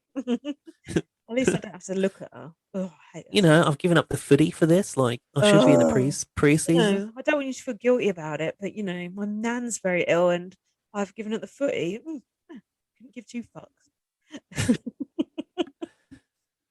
So it was Dear 22, and then Dan was hobbling around. Now, this reminded me of like a nature documentary when you see like a lame animal and you can't do anything about it and think, I just have to film it. But then Big Brother did do something about it and they did intervene, unlike David Attenborough with a lame gazelle. And they called him to the diary room. And I was shitting it with you. What I wanted to know is, what time is it? So many times they tell you the day, they don't tell you what time it is. I need to know what time was Dan hobbling around the kitchen. It looked like the middle of the night. It did, didn't it? But then the bedroom always looks like that because there's no windows in there. See, the darker it isn't. Were you worried Dan was going to go and not come back? No, I didn't worry instantly. I suppose it didn't occur to me. Big Brother said they were going to isolate him. I guess there was a chance that could have happened. Needed some electrolytes, and they sent in. I don't know if it was Dr. Ottoman, probably not, as he's from BBUS, but some outside world person. He said, "I'm spinning, and I can't walk straight." I was like, "That ain't good." I thought, "Oh shit, Dan is actually going to go." But he said, Marley actually. Sorry. He said, "I'm not leaving here." Marley came right out and said, "Is it sunstroke?" So I think they're all probably expecting that it was that because he was burnt to shit. It must have been that from the comps then, because when they are out doing the comps, it does look bloody hot, doesn't it? Oh yeah, good point. When they're out in the hanging there in the yard, whatever it's called. Yeah, and if you've got to hang up there for 2 or 3 hours, you're not going to be reapplying sun cream, are you? No, good point. This is a bit of a health safety issue. Yeah, Big Brother ought to put up a parasol next year or something. Or splatter them back in the basement. Splatter them with sun cream. Just spray them. Big Brother sponsored by Nivea Sun. Yeah. So they decided to put that down in the attic for his own. To be honest, I might have thought he was going because I've written here temperature 38.5. Shit, because that is high. And I was reminded of when David Guest went into the side room and sadly died. And I hope the same fate wasn't going to befall Dan. So I like the way Big Brother announced it. It was a proper he said, "This is Big Brother. Please be aware. We have isolated Danny due to his high temperature." Mm. So they put him in that loft. Mm. And I've written, I hope Big Brother's got good ventilation in that attic, because imagine in the rafters of a TV studio, you know, the Big Brother house can be hot at the best of Yeah. times, especially in the roof under the Mm. sun. Like, Jesus, going to burn Especially up, if you've burn got a high alive up there. yeah, if you've got a high temperature membrane, you'll be Yeah, fucked. exactly. But luckily he was safe from eviction, so I was like, sweet, another day of Dan, I can live with it. So what was this? An unstable pyramid I've got written here. Yeah, I got to that part of my notes. I've written pyramid balance. I'm like, what the fuck? Then I remembered it's the comp. What was this comp? Can you remind me? Yeah, it was where they had this ever like a small pyramid with like ever decreasing platforms. It was black. It was on like one of those kind of coils that you get those little rocky rides in the playground for kids. It was one of those, and they had to gradually step up the platforms. Oh, that looked hard, didn't it? People were really Marley was, my big brother said, Marley shaking like a baby giraffe trying to walk for the first time, and he was like, yeah. Like me on the top deck of the bus. You ever get that when you're in the bus? Stop. Yeah, when it just like vibrates. Yeah, it's like stop. I made a note of SJ's yellow leopard print outfit. That was, I don't know if it was leopard print. It was wild. Zebra. I think. Yeah, zebra print. Sorry, before the comp, I got here that Nick said he believed Katie's agreement and would stick to it, but Mel said, maybe in the diary room, that she would take a shot at Jess, Katie, or Marley if she were to win. Good. This is where I've questioned: is Marley throwing these comps? And I thought that SJ would excel at this one because of yoga. Did he ask Big Brother for a pet again? Does she do that every competition? Why did Katie have her fingers in her ears? I don't know. Don't remember that. But I've written here that Katie was crouching for a while, and I thought, is that allowed? Like, it looks like you need to be standing upright. Well, I guess if you're on it, you're on it.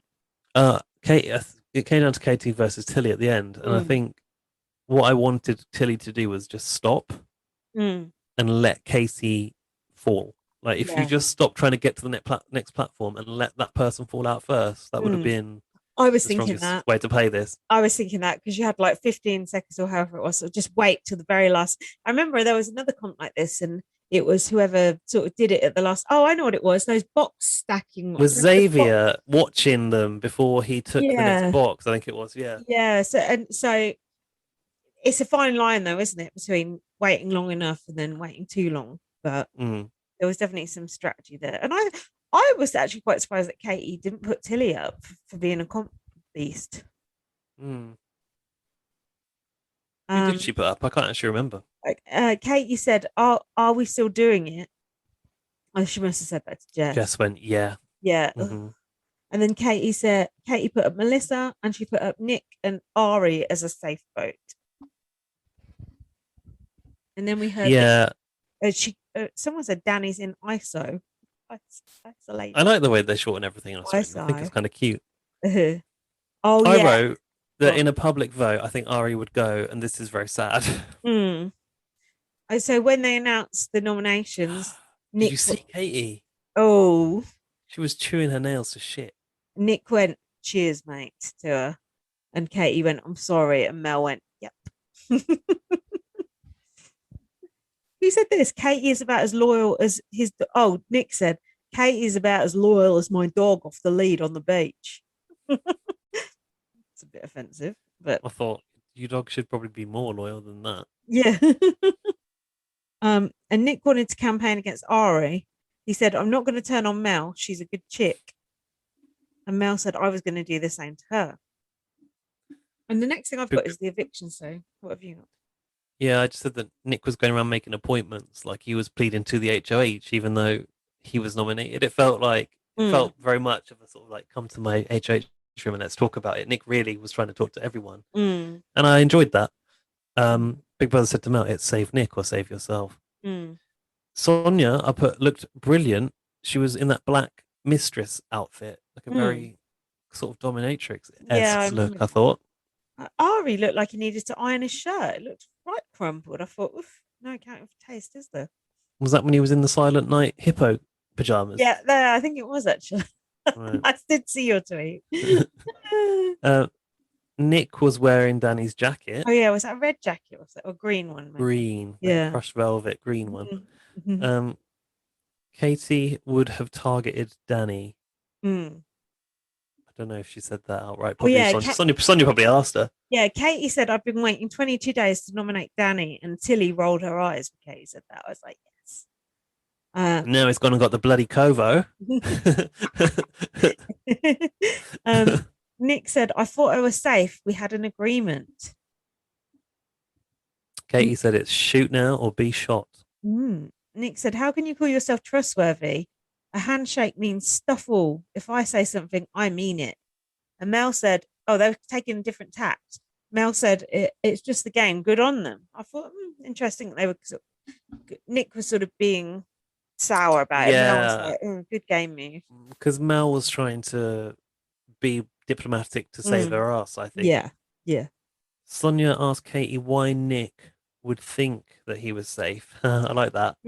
Like Sonia just goes right in with the shit staring. Like, why would Nick think that, Katie? Yeah. I was thinking they haven't really done a flim flam on this episode, but like I didn't actually know who was going to go out of Mel or Nick, and I thought they would most likely take Mel out for being a stronger game. Yeah, me too. Person. Me too. Yeah, she's pretty strong in the comps. Yeah. Well, she didn't have her days were numbered. She had it not long. She wasn't long following him at the door, was she? No. Who is this? Katie said the war has been going on for so long that she thought she would be thrown under the bus. That's what she said. And then Katie said she thinks that she is trustworthy, apparently. And then Nick went, he doesn't know how Katie can say that after going against her word. I guess now I know that that's the way Katie is playing. As you said, a handshake means stuff all. And they had a shot of Dan in bed. Did you see that? In bed? Yeah, they had a shot. In the attic room. Yeah, in the David Guest suite. Wasn't he doing like a jigsaw puzzle at one point? Reading the thesaurus or something. I like that they had all that crap in the attic that you genuinely find in an attic. Yeah. Why have I written here titled Dan and Nick's brittle little ship? I don't know. Someone mentioned the brittle little ship. Yeah, I do remember that vaguely. Nick said he will never jump over to the other side, and Mel said her family is riding on her staying. In the vote, Tilly voted for Mel, which I didn't like. I was like, why is Tilly doing this? She said just to even out the numbers. So I thought, well, why not then put a vote on Ari if that's what you want to do? As much as I like Tilly, that decision made no sense to me. The strategy is diabolical. It's like a hinky vote or something, maybe? Yeah. Nice. Mel did a strategic vote for Nick. She was genuinely trying to save her own ass. She said, came back to bite her, didn't it? Yeah, she said, I don't want to do this, but I have to remove the emotion from the decision. And then Nick stayed true to his word and voted out Ari. So it was Ari 1, Mel 1, Nick 9. What happened at the end here where Nick gave Mel a hug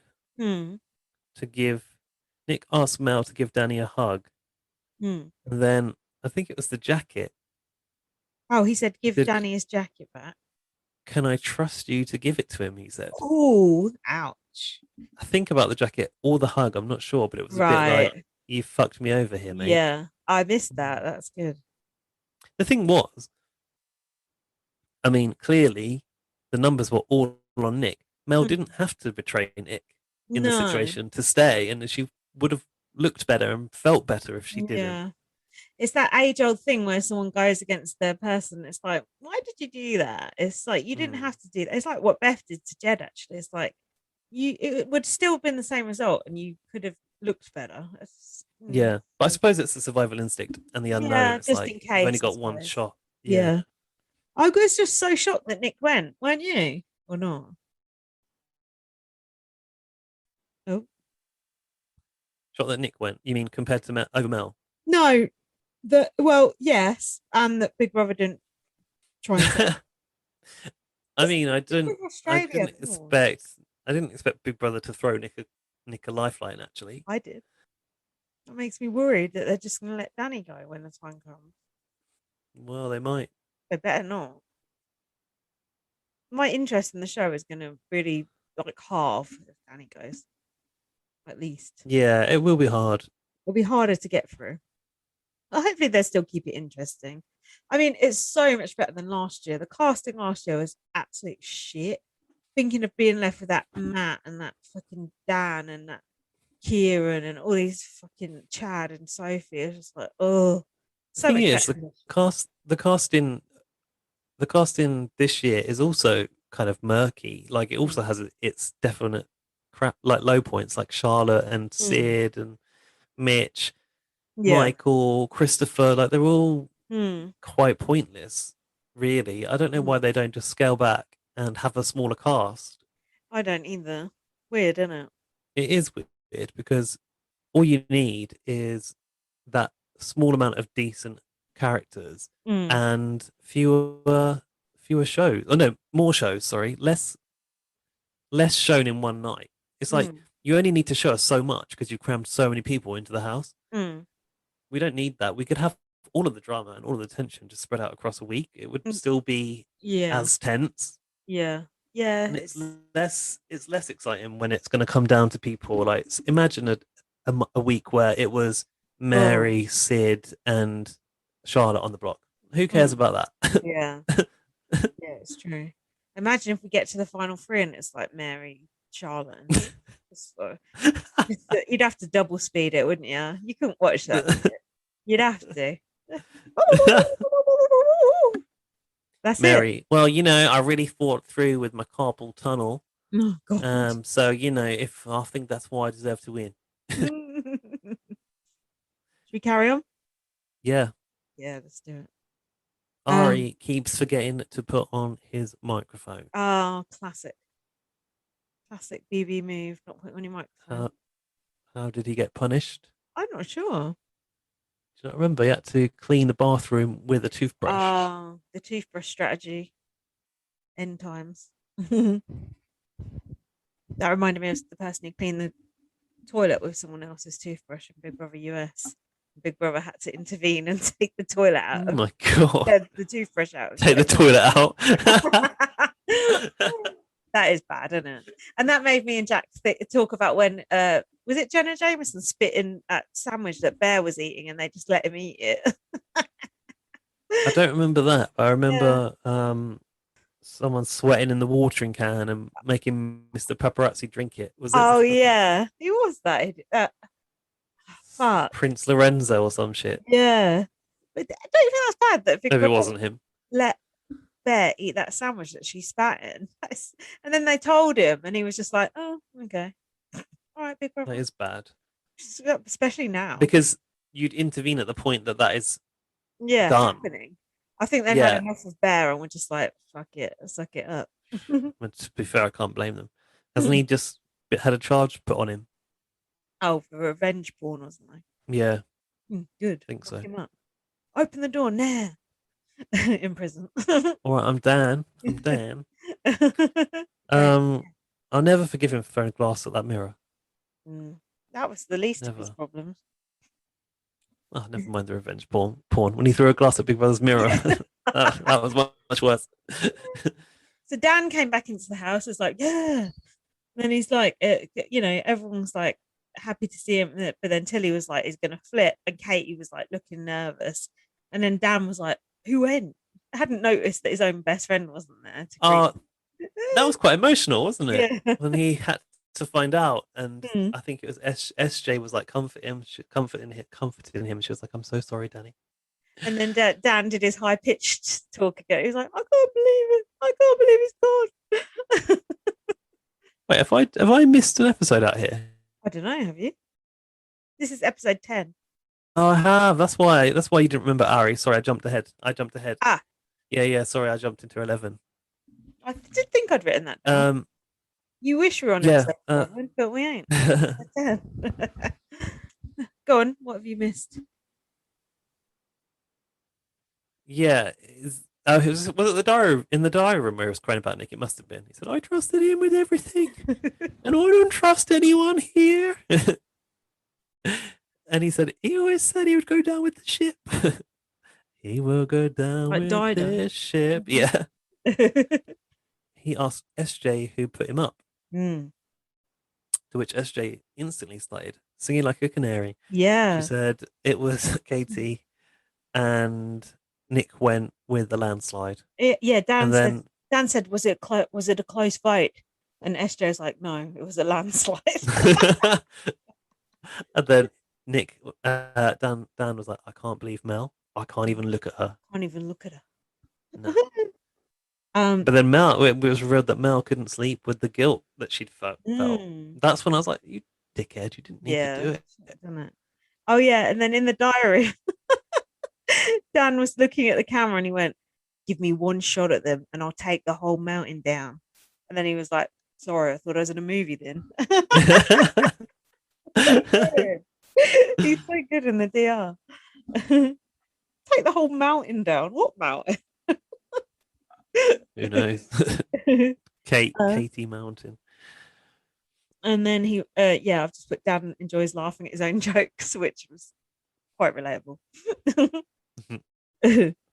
He pushed the button. The jingle like woke them up on day 23. At what time we don't know. And he like legged it from his bed to go press the button. And then should be legging it with that lip. yeah, sprightly now. It was amazing what a break in the attic can do for you. And then that limo came in. He goes, I think I've won a car. Yeah. And he was quite clever here, wasn't he, with who he invited into the limo? This reminded me of when I think was it Matt from Broken Hill won the seafood feast and he invited Angela to it. Yeah, they were trying to get a drink. Or was it the other way around? Yeah. I think it was they invited Angela, didn't they? They did, yeah. And you really have to like consider when Big Brother throws these opportunities to you, what you can do with them. Dan did the best thing he possibly could, I think. He could invite, in air quotes, 5 friends to enjoy champagne, pastries, and sweet treats for 2 hours in the limo. Yeah. And when he invited Mary, she was like, oh, I've only just woken up. It's like, fuck you then. Yeah, like, I'm sure off you go. Yeah, I'm sure someone else wants to go and have croissants and champagne. Wait, was Mary in there? I don't remember her being in there. She must have been. Yeah, apparently he took Tilly, which I think is good. You got to keep Tilly sweet because he's reliant on Tilly. Katie, Jess, and Marley, obviously, as the big 3 on the other side. And then Mary. I don't know why you'd bring Mary. Me either. And Tilly said, oh, they've got Ferrero Rocher. Posh. Like posh. He loves Ferrero Rocher. So does Dan, actually. It's one of the few chocolates he likes. My mum bought us all our Christmas presents yesterday and she bought Jack a box of Ferrero Rocher, so he was happy. And a soap on a rope. Soap on a rope is so like sort of I didn't know what to get you and this was in Boots. Yeah, she also bought him some Linked Africa. Oh God, that is a throwback. Dan's got an auntie that still gives him those sort of like deodorant gift packs. I'm like, why? I know it is like literally I cannot think of what to buy you. So nothing says I got you your gift in the supermarket more. Yeah. And she got him Nivea. Yeah, she got him some Nivea face cream as well. Yeah, she did that in Tesco. Yeah. So what else happened? Oh, Dan was turning on Mel, apparently. Oh, was he? I put Katie in the diary and said that Danny has changed after the soirees in the in the limo, and he wants to be part of the team. I can't believe they started believing this. Dan goes, "Oh, go on." I just thought they were just sort of playing along with it, but they actually believed it. Yeah, they did. Dan said, "Oh, I'm having to act like a little chimpanzee in the circus, serving people." He did like a little impression of like I don't know what it was. This sort of gesture of like holding a tray, and he said, "Serving people," but he's still the general. They just don't know it. The general. Katie said to him, "I genuinely don't want you out. You add value to the game." He certainly does. Good TV. What did you say? What did you say Mel was saying before? Sorry, when I I've just written Dan has turned on Mel. Maybe because he didn't invite her to the Well, yeah, I think he was pissed still with the whole Nick thing, so that's why he didn't take it, wasn't it? And I think, to be honest with you, that probably contributed into Katie's belief of the story because independent of Mel, like Danny was kind of by himself. Yeah, that's true. And this was when Dan started going, I'm undercover. I'm deep in the belly of Oh, the the beast. belly of the beast. We have to use that in the title somehow, It's don't so we? good. I've got the perfect picture as well. You must know what it is. Or No, I don't think so. when I'm skipping ahead, but when it was Katie going and Dan was sat there, and it went just after he put her up, and they framed like Katie sitting next to Dan, and it was just like the perfect shot of both of them next to each other, and him just like Oh, looking. Honestly, it's so good. It's just like just sums up that episode in a nutshell. unfortunately, we can't have any more BB Can and BBAU mashups like my Oh, cover that was art from good. last week That that you was quite so enjoyed. good. That was brilliant. Loved it. um, uh, Dan said, when I win HOH, I'm going to put the 3 up and say it's for Nick. And he went, and you can call this episode The Belly of the Beast, starring Daniel Hayes. Okay. I love that. He's trying to like write his own story Yeah. and even give the episodes titles. Then we had this green door business. Oh yeah, what did you think about the panic room? I liked it. I liked the counting. It reminded me there's something on BB UK that Yeah, I think there was a numbers there room was. or a room with a lot of clocks in it, Yeah, there was different something. Yeah, times. we're thinking of the same thing. I think there was like a room full of clocks and an Mm, alarm. One of them would go off an alarm and they mm, had to stop it. It reminded me of that. yeah, But I feel like maybe there is another one with numbers on the wall too. yeah. It definitely reminded me of something. I have to Um, say, it for me was what I call classic Big Brother. When I see mm, stuff like this, I'm like, oh, classic Big Brother. I yeah, love this. Like, oh, you got to stay in a room for hours for like no reason. yeah. And I was thinking, is this the real task? Is blah blah blah. But I thought they might have the others outside doing something, but they didn't really, did they? No. They did actually have to count at those numbers. Yeah. And Big Brother gave them those pens so they could like write on the floor. They Mm, weren't allowed to. Tilly first said, "Let's cross them off," and then Big Brother said, "You can't do that. You can't mm. cross them off. You can use the floor as a workspace." I like the Um, this sort of camera work they were doing where it looked sort of all trippy and they were just like, yeah, and it had like mm, echoey voices, and then Big Brother started like yeah, reeling off facts with numbers. It was a bit like yeah. Alice in Oh, that Wonderland, was wasn't it? brilliant. That was brilliant. That was so funny. Tilly said that numbers are scary, and I agree. And then Tilly goes, "Okay, we'll start here on this wall. Mm. 12 plus 9 is 17." Yeah. It's like, oh god. Like, oh, eesh, this is going to be a long night. And then SJ gave a guess, and Big Brother said that is incorrect. And SJ's like, And then oh, suddenly they were like, Tilly goes, "How many people applied for Big Brother this year?" And then suddenly they yeah. thought that was the answer out of nowhere. I And don't know why they thought that. 55, apparently 55,000 applicants. I thought, Hmm. even in this day and age, to get 55,000 applicants for Big Brother. It's quite a But then, surprise. then when Tilly said, maybe instead of adding up the numbers on the wall, we need to count how many numbers are on the wall. And I thought, Hmm. whoa, Oh, it could be that, yeah. I thought that is so cool if that was actually it. And that is that considering she can be quite stupid, I thought, wow, that's actually quite clever thinking of that. But it wasn't that either. Their Big Brother gave them the clue that the answer was written on the wall. Mm. So they like looked for numbers that stood out, didn't they? Yeah. And there was this number 29,717. Mm. So that was their final answer. And Mm. then they came back out and they revealed that Big Brother revealed the answer was 32,502. To which Miley went, "Oh, so close." I'm like, it's not close. Like, what are you talking about? So the punishment was for the whole house to be chained together. Also a classic Big Brother move, but normally I've only ever seen them chain 2 people together, I think, not the whole house. Yeah, they in Big Brother, it's only ever been 2 people. But do you remember way back in the day there was a game show called Chained, No. and the premise was people would go into some sort of house or space and be chained together.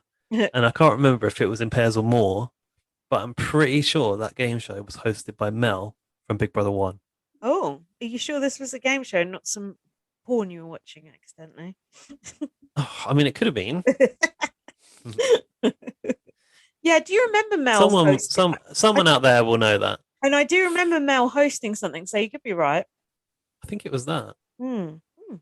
I think it was called Jane. I'm going to Google it. I think a deep cut. I think it was That on is. either T4 or E4 if it existed then, but I don't know if E4 did exist. No, I don't think then. so. I've written Tilly is sitting on the counter, which I always come on associate with you. Complaining about it. You don't like people sitting on the counter. I know, it's gross. So they all kind of slept on the couch together, didn't they? And SJ was snoring with her mouth wide open. Dan was toadying around everyone, going, "What can I do for you?" and saying he wasn't going to talk strategy. And he started toadying, like toadfish. Yeah. Oh, do you think? What that mean? What's toadying? Toadying, like sucking up. Hmm. And Dan said to Katie, "You're the lioness. I'm just the mouse." He was laying it on so thick, and actually fell for it. Like, come on. Ari wasn't convinced though. He said Danny is pretending to be a nice guy. And Dan, I think this was a diary room. Dan said sometimes when you're deep undercover in the belly of the beast, it's hard. It's weird. Sometimes you got to suck it up hard. Suck it up hard. And boy, did he. And he said, I was once blind and now I can see. And Ari said he's winning people over because everyone in this house is stupid. Don't try and corner Connor. Yeah. This was a foreshadowing of what was to come, really. But Ari also said he wanted to keep the big targets in the house to go after each other, which is a wise strategy. Yeah, I've written it. Dan is doing anything for anyone, and he's not talking any strategy, and he's basically listening to all their boring chat. Yeah, they had a section of him like putting up with people's conversation. It's so good the way he did that, because he was really overblowing it with, "Oh, I'm this, I'm that, I'm the king," and then, "Oh no, I'm going out." And the fact that he tries something new every time is so good to watch. What next? The comp? I've written that Mel had Rapunzel hair, and I wonder who did that for her. I was wondering that. There's a lot of braids in that house, isn't there? French plaits and the like. I've written button with an exclamation mark. I don't know why. Dan pushes and gets an advantage in the challenge. Oh, yeah. Yes. Straight through to the fourth round of the challenge. Still, he couldn't bloody beat. Well, yeah, I guess. Is that coming up next? It is, yeah. isn't it? I said, Ari said that he needs to win this challenge, and I've written, luckily he can't win shit. Oh, but he did win. He did win. So, yeah, this Noms challenge was in the yard. The sand. Is that with the sand? Yeah. This annoyed me because they said Katie was like a world champion at this. And I thought, fuck off. Why are they putting in comps that she's a world champion at? That pissed me off. Yeah, what was that sport? Like sand something flag. or other? I don't know. Grabbing that flag. Who's this? The greater the obstacle, the greater the glory. Big Brother, I suppose. Katie said she's at home in the sand. I've written obstacle courses have come a long way since Nasty Nick. I've put a shout out Nasty Nick. Yeah. So they kind of had to like dig under this thing. What else they have to do? Go up a net. Rig. Go over the net and then go over like a triangle of nets and then crawl under the net, which is the classic under the tarpaulin thing. Then grab your flag.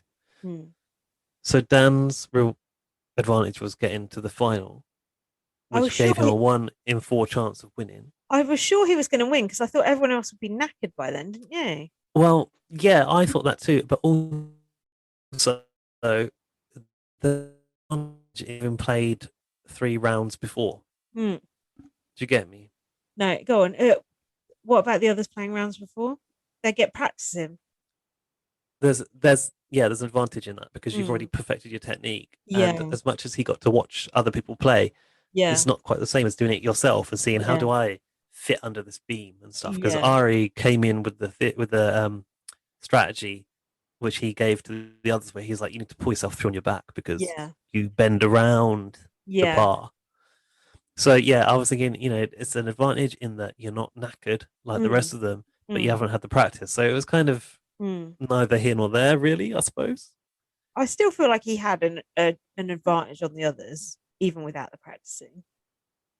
But I would have absolutely hated doing that task, especially the sand bit. That looks so horrible having to drag yourself under there. What do you think?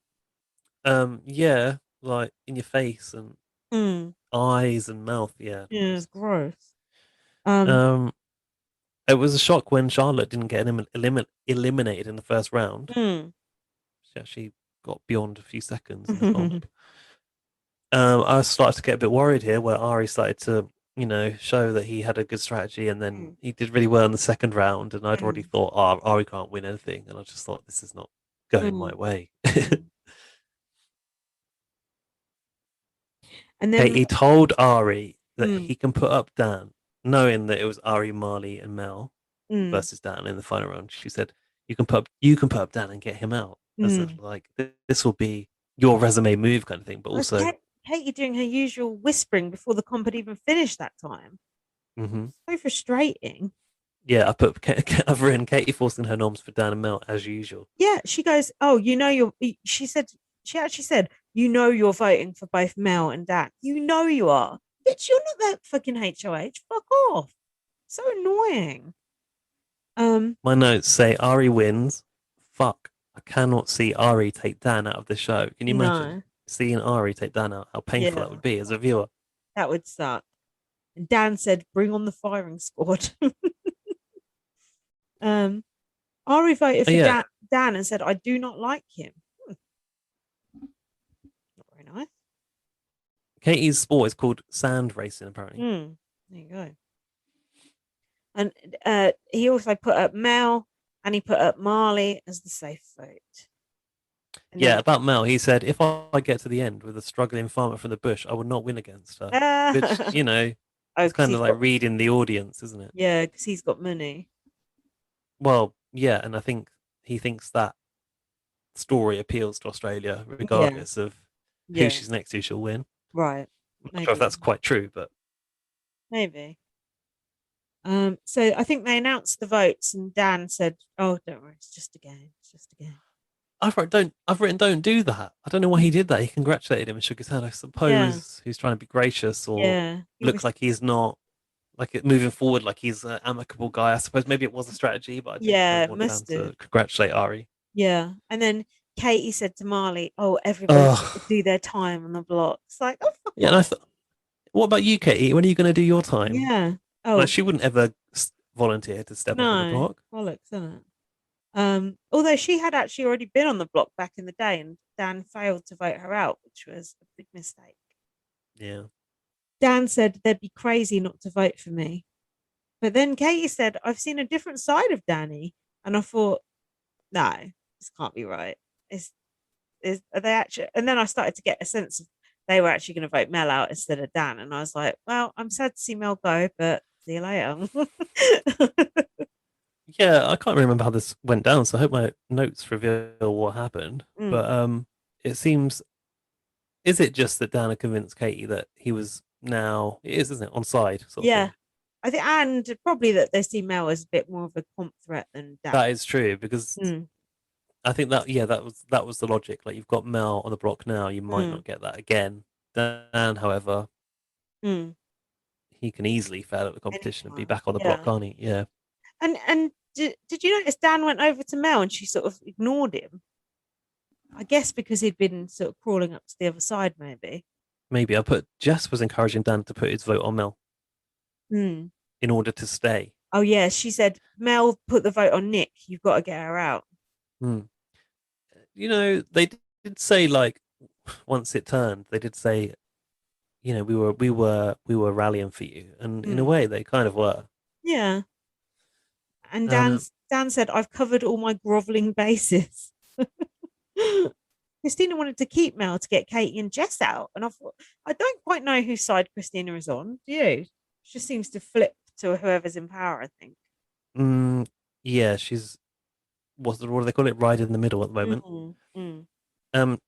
Just before that, there was a moment where Katie was going around telling Sid that she's voting for Mel. So she was trying to plant the seed with Sid to kind of propagate it around that side of the house, I think. And then Sid goes, yeah, but there's a lot of people that want Dan out for many reasons. So basically, I need to talk to the group about this. And Katie's like, totally.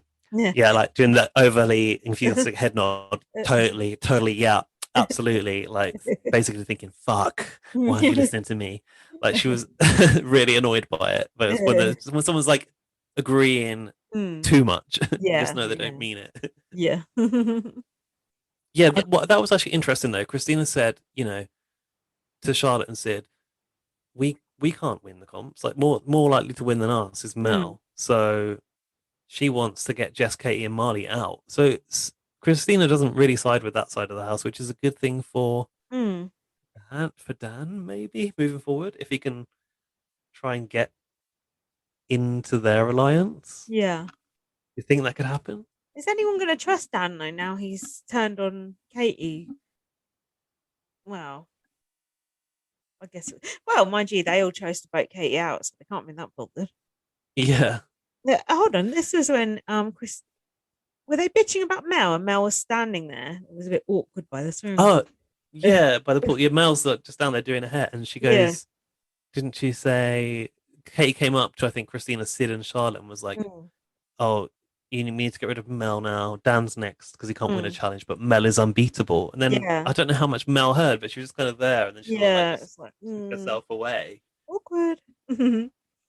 Mel is going to rally the floaters to get rid of Marley. Oh yeah, and I was like, "Oh, this could be good." Then Dan and Mel could both stay, but I was kidding myself.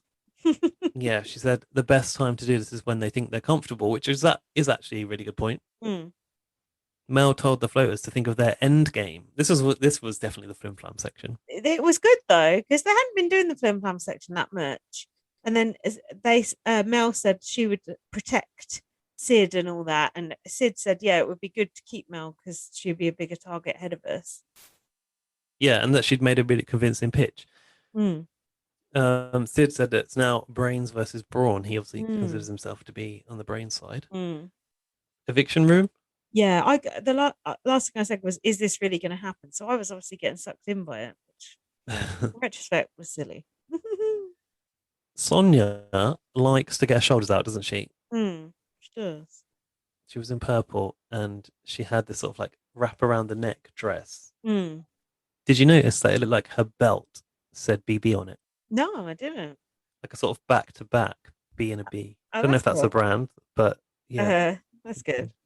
I noticed there was a lot of good facial expressions going on during this, the bit where she was talking to, and Sid was sort of like eyeballing Mary, and I was thinking, oh shit, they are going to get Marley out, but they didn't. But I was hopeful because people were sort of, looking around like, are we? But no. I was. The thing is, I didn't want Mel to go. Obviously, I don't want Marley to go either. But it wasn't going to be Ari. Marley's so boring though. Oh, but he's such a nice guy. He's sweet, yeah, he's sweet and he's cute, but apart from that, I feel like he would be a worthy winner though somehow. Really? From a public vote point of view. No, not for me. He's not done enough yet. He needs to do a lot more. Sonia said that they spent 5 hours in that pack room, and SJ said that she went a bit troppo. Oh. Which reminded me, somebody had a shirt last year that said troppo on it, and now I know that troppo must mean crazy in Australian. What could that be short for then? Troppo. I feel like maybe it's like, I don't know, I'm just making up. Yeah, like if you were stuck in the jungle and you go a bit mad, maybe. Ari did some sort of fake as fuck speech. Yeah, Ari was like, said he had the best interests of his friends at heart, and then Katie like looked at him and like smiled at him and nodded, and I noticed Ari like sort of pulled a face at her like when she wasn't looking, and I was like, "Ooh," I was excited. Ari is so false in all his interactions. He would always like do the smile and then it drops instantly. Yeah, you're right. Mel started crying. That's why Mel survived. No, Mel didn't survive. No. Did she survive another eviction by crying? I think she did. She was crying about evicting Nick, wasn't she? And she said, "I really hope Nick forgives me." And I put, "Imagine if he doesn't." Like after the show, like no, it's done. Dead to me.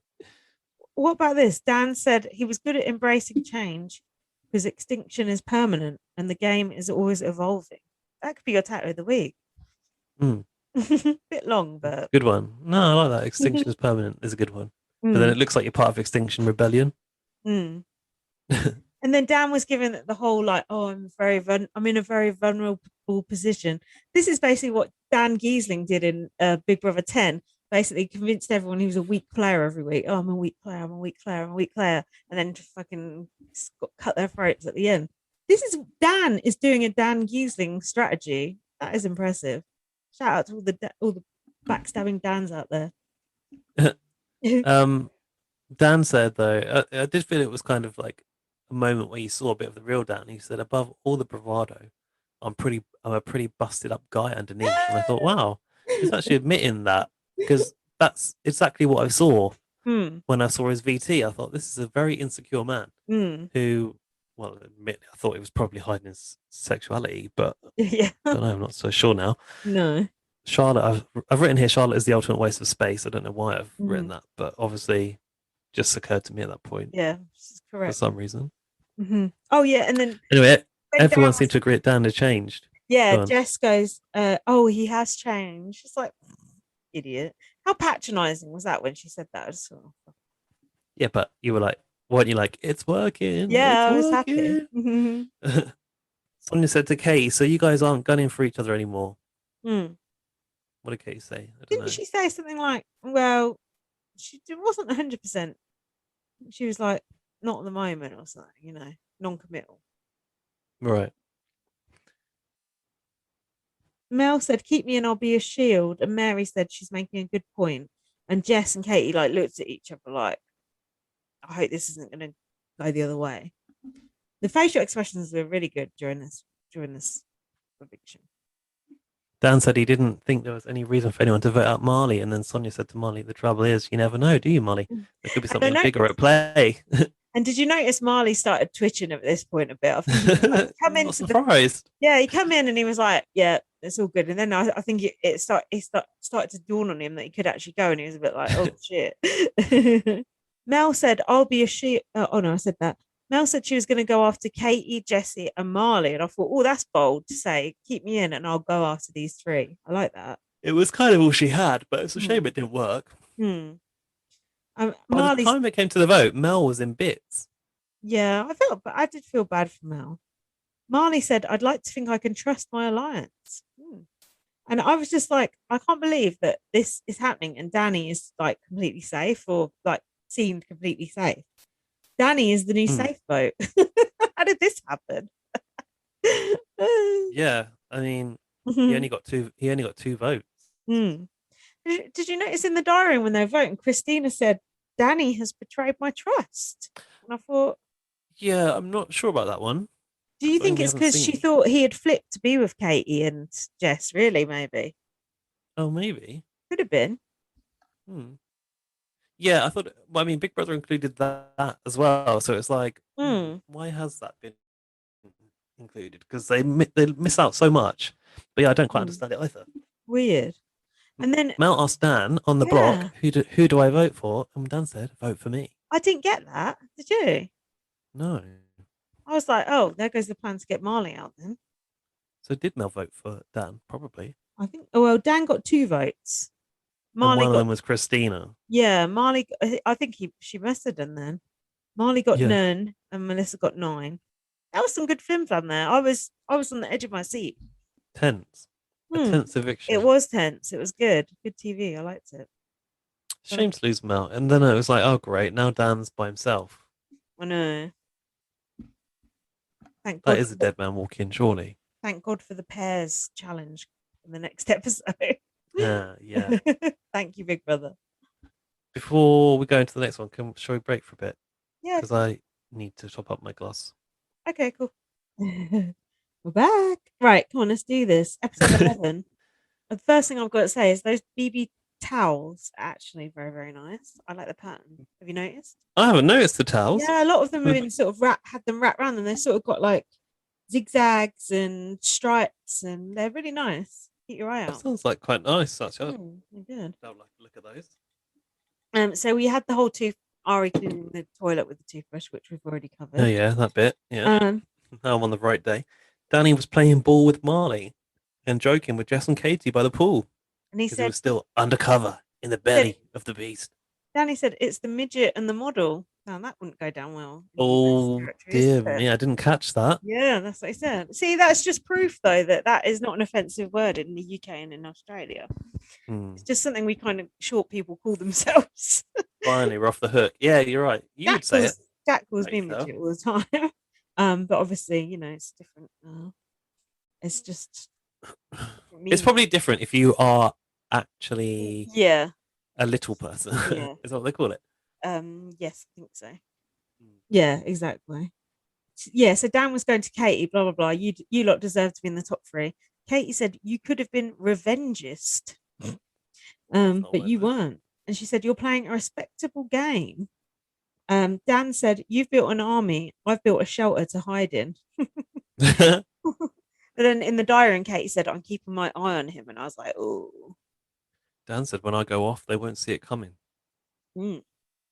Yeah, Katie said, the mood was much calmer though. People are less threatened. Can't believe they actually fell for it. So good. You all like this competition for the shopping task, Gav. Why? Because you get to turn over a new life. It's like Dan turning over a new leaf. Dropping the new leaves. Is that why? Yeah, of course. You thinking Tree of Temptation vibes here? I like the no, not really, but I like the tree. I like. How are they engineering leaves to fall off? How was that work? Technically brilliant. Obviously, some mechanical device to make them all let go. Was it not just that they were piping wind in? No, because then a load would have come off at once, didn't they? Yeah, and it was just windy anyway. I think it was just bad weather, wasn't it? Yeah, it reminded me more of the tree from after they had that big old row in BBUK with the running up the stairs incident, and they had to sit under that tree and make peace. Do you remember? Peace and harmony. Yeah, that's all we need. So each leaf that dropped was worth $20 of their shopping budget, and they had to catch it before it hit the ground. I thought this was actually quite a cool concept. Yeah, it was fun to watch. What they needed was a little net that would have helped them catch them. It's quite hard to just catch them in your hand. Yeah. Meanwhile, Dan, a butterfly. Yeah, Dan was called to the diary room, and he was given a secret mission to get a phone call from Nick.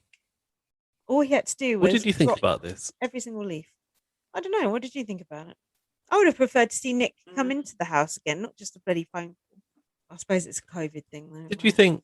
Yeah, I just thought there wasn't any benefit to Dan to get a call from Nick, apart from it's not having been able to say goodbye to your friend. Yeah, like Dan didn't. I mean, Nick couldn't offer Dan any advantage or insight, which I thought was a bit of a shame. And also, it would, adversely affect Dan's game if people were pissed off at him for dropping the leaves too.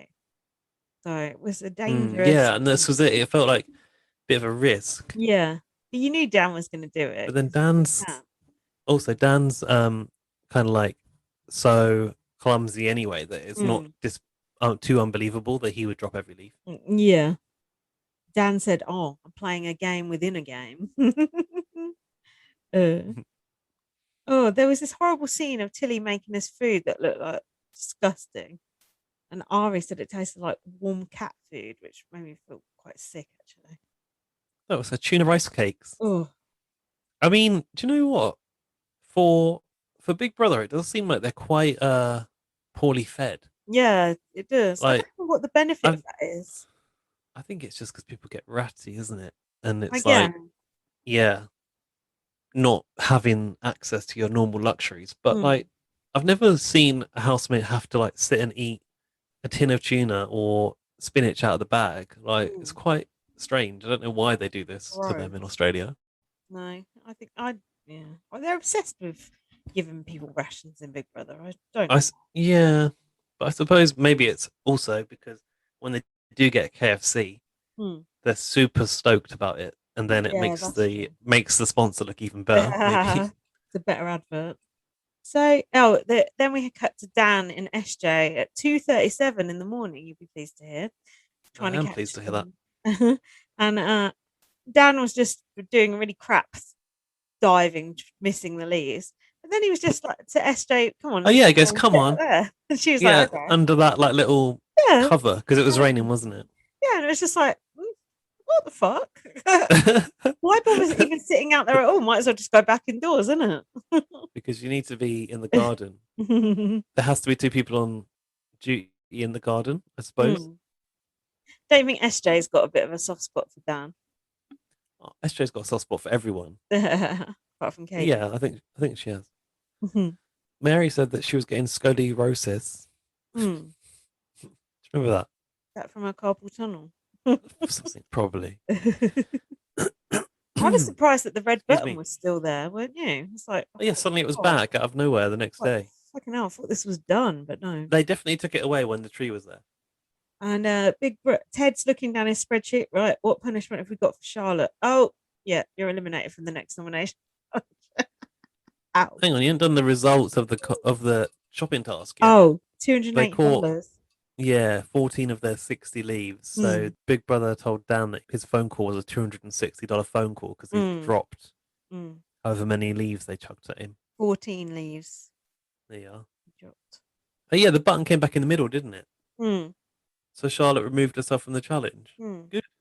But as if Charlotte had a chance anyway. That's a bit of a waste of a punishment. Well, put it this way, if Dan had pressed the button, I don't think that would have been the result. No. I hope not. So Kate, this was interesting. Oh. Katie, Jess and Marley decided they wanted Ari out because he was a comp beast now. I thought, fucking hell. After one win. Yesterday you were telling him who to bloody evict. It's like, Jesus Christ. And they said they wanted Dan on board with the plan. And I was like, I actually cannot believe that they now think Dan is their best buddy. It's just bizarre. Yeah. And Dan said, even if I don't win, I'll probably go to Hollywood after this. Dan was like, yeah, I'm down for getting Ari out. And then I was starting to think, should Dan actually stick with them for a while and just see what happens? Yes. Is that what you were thinking? I think he should have done. And then when he decided to flip, I thought he's done it too soon. So did I. He should have stayed undercover. Yeah. The belly of the beast. I thought for a bit longer. I know we're jumping ahead slightly, but I thought he should have just said to Marley, whoever you want to put up, you put up. I'm not bothered. Just let Marley get the blood on his hands. Just sit back. But he just couldn't resist it, could he? Couldn't resist taking that shot. And as it turned out, it was the right thing. So yeah, but he's now repainted an even bigger target on his back. It's basically like neon Bayglow now. Yeah, he's very exposed. Sorry about the phone call. Did you worry when he was talking to Nick that he was shouting so loud trying to talk to Nick? And I thought, I hope these other housemates are like locked somewhere else or far from the diary room, and that this diary room is really well soundproof because they're gonna hear this. They're gonna overhear it. And your big brother said, Dan, you let 13 leaves slip through your little fingers. Your little fingers out. Maybe it was 13, not 14. So, and then when he had the call with Nick goes, how the hell are you still in there? And Nick said, she got us good. And Dan said, I'm in with them. There's been a resurrection and they won't see it coming. He's out for revenge.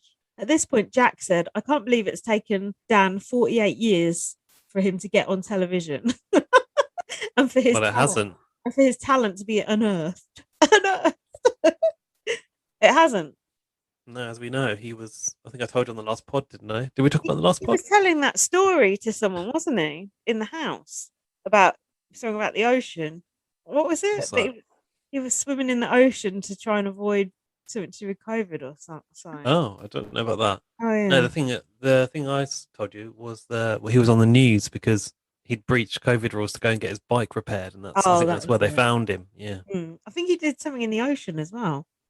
He was up to some shit. He might have something else in his history on TV. There's definitely someone else who's been on TV. I wouldn't be surprised. So the next thing I've got is the comp. Me too. It was the floating balls one. That reminded me of, we saw that in BB Can. Yeah, didn't we? Oh, I know who it was. I was trying to remember who it was, didn't it? It was like Dane and Adam and Anthony, wasn't it? doing it. No, Sheldon's series. Oh, they were Because I dressed. remember they announced COVID, and then we saw them doing that comp, and we were like, "Why are they letting them put their faces against each other?" Oh yeah, but because weren't they dressed in like prom outfits or something like that? Maybe. I think I'm thinking of a Remember. different one to you because I definitely remember them doing it as well. But yeah, either way, it is unhygienic. But were these pairs chosen at random, or were they? No, they were. It seemed I like haven't got. alliance members were together. I think they chose them Mm. their pairs because Jess and Katie were together, weren't they? I Yeah, think. don't know how Dan Again, ended up with Marley then. Suppose me because they're neither. best Because buddies. Marley's kind of tall and Dan's short, so like it Yeah, doesn't seem to logically be a no. match. Although their strategy was actually quite good of Dan like having it on the side of his face. Because he didn't want to be near Marley's lips, I think, more Yeah, like, don't you? It did seem to yeah. work. But it was actually Dan's so awkward in all of these comps, isn't he? oh, his face was just a picture. It's like they're like But mutant, yeah, like sort of Siamese twins. Oh, wherever, oh yeah. So basically, you had to transfer the balls from the airstream using your face, mm. 30 of them into a cylinder, and then you got onto the Terra's TikTok similar comp Yeah, where you it had was to like that. bounce Yeah, them down the it was. blocks into a cylinder, and Mm. I It really quite, enjoyed quite in this hard, didn't it? competition. Yeah, I really enjoyed watching Marley kind of get into a Mm. rhythm, and Dan on the side like a little Oh cheerleader, God, he was just kind of. celebrating so hard.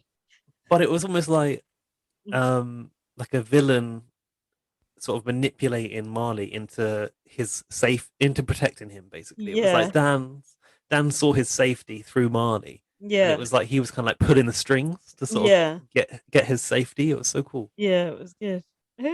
So Dan and Molly won. Yeah, but how can Dan turn the game upside down with Marley in the room? That's obviously my own question. Well, Well, did you notice how when or they did went? someone else say that? Did you notice how when they went? Oh, also I did notice Katie didn't go to Marley. That was her undoing because she obviously thought she was safe. But Marley went to Dan. So who would have been your three before you come in here today? And Dan Mm. goes, Damn no, it, I'm not telling I'm you not that. gonna. As soon as he said that, Marley should have been like, and then Fuck, what's up here? Yeah, yeah, and then when they said, okay, we'll both pick one each, and then we'll sort of have a joint one. And then when Dan said Dan's so Katie, quick. I think Marley was just like, what the fuck, wasn't he? But once again, Marley was ineffectual in that situation in the diary room and just kind of let it happen, didn't he? Yeah, you're right. Just like the first time around in the when the plane people went on the block. Yeah, exactly. Also, it was noted on the podcast "It's Time to Go" that I was listening to Mm-hmm. that when Dan went to the diary room with Christina to nominate in a previous competition, she had said we'll pick one each, and he said no, I'm not happy with that, and then eventually like pushed his nominations through. Yeah, because I thought they might just put up, some floaters in the middle, but Dan was like, fuck this, I'm taking my chance. I might not get another chance. And I was like you, I was like, no, this is too soon, but actually fucking worked out. And then I like the fact they cut to the house and Jess said, oh, Nick would be so happy for Dan that he's won. And it's just like, little do you know what's going on in the DR. Oh. I noticed Wait, Marley. Marley nominated Ari as per Katie's wish, though. Yeah. And who was the safe vote? Charlotte, they settled on. Yeah. I I can't noticed even remember. Marley's nipples were hard. I don't know if that was because of the excitement or it's just nippy in the DR. Bit of both. Yeah. Dan said he put Katie up as she's the biggest threat to his game and she helped bury my best mate. When they came out of the diary room for the announcement, Dan sat next to Katie, which I thought was an interesting choice. That was the picture. That was the picture. Like okay. him just like looking over her shoulder and her face and his face. It was so fucking good. The way they framed that shot. I don't know if that was like intentional or it just was so perfect. It was like Dan was sort of hiding behind her, wasn't it? I just wondered, like, it was quite bold of him. He obviously owns his moves, or he wants to intimidate her. I don't know, but yeah. Katie goes, "What's the dealio?" to Dan after it was announced. As soon as the noms were announced, Dan just walked straight off. Did you notice? He was just like, "See you later." Yeah, I've written. Katie's worried about a blindside. Katie was shitting it, wasn't she? She was such a bad loser. she was just like so bitter, and I was just loving it. Jess said that she was annoyed, and then she said, "Was it all an act?" Mm.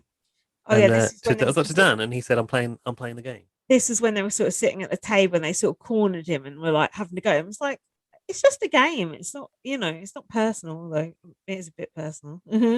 And yeah, Jess was going, we scrambled for you. And Katie said, you will go home after the next eviction. It's like, oh well, you'll go home this eviction, so fuck you, bitch. Katie said that they scrambled to save Dan, but I was like, really? They scrambled to remove Mel? It's not the same thing, is it? No, it's not, no. And Dan went, well, I'm having a crack. I'm having a crack.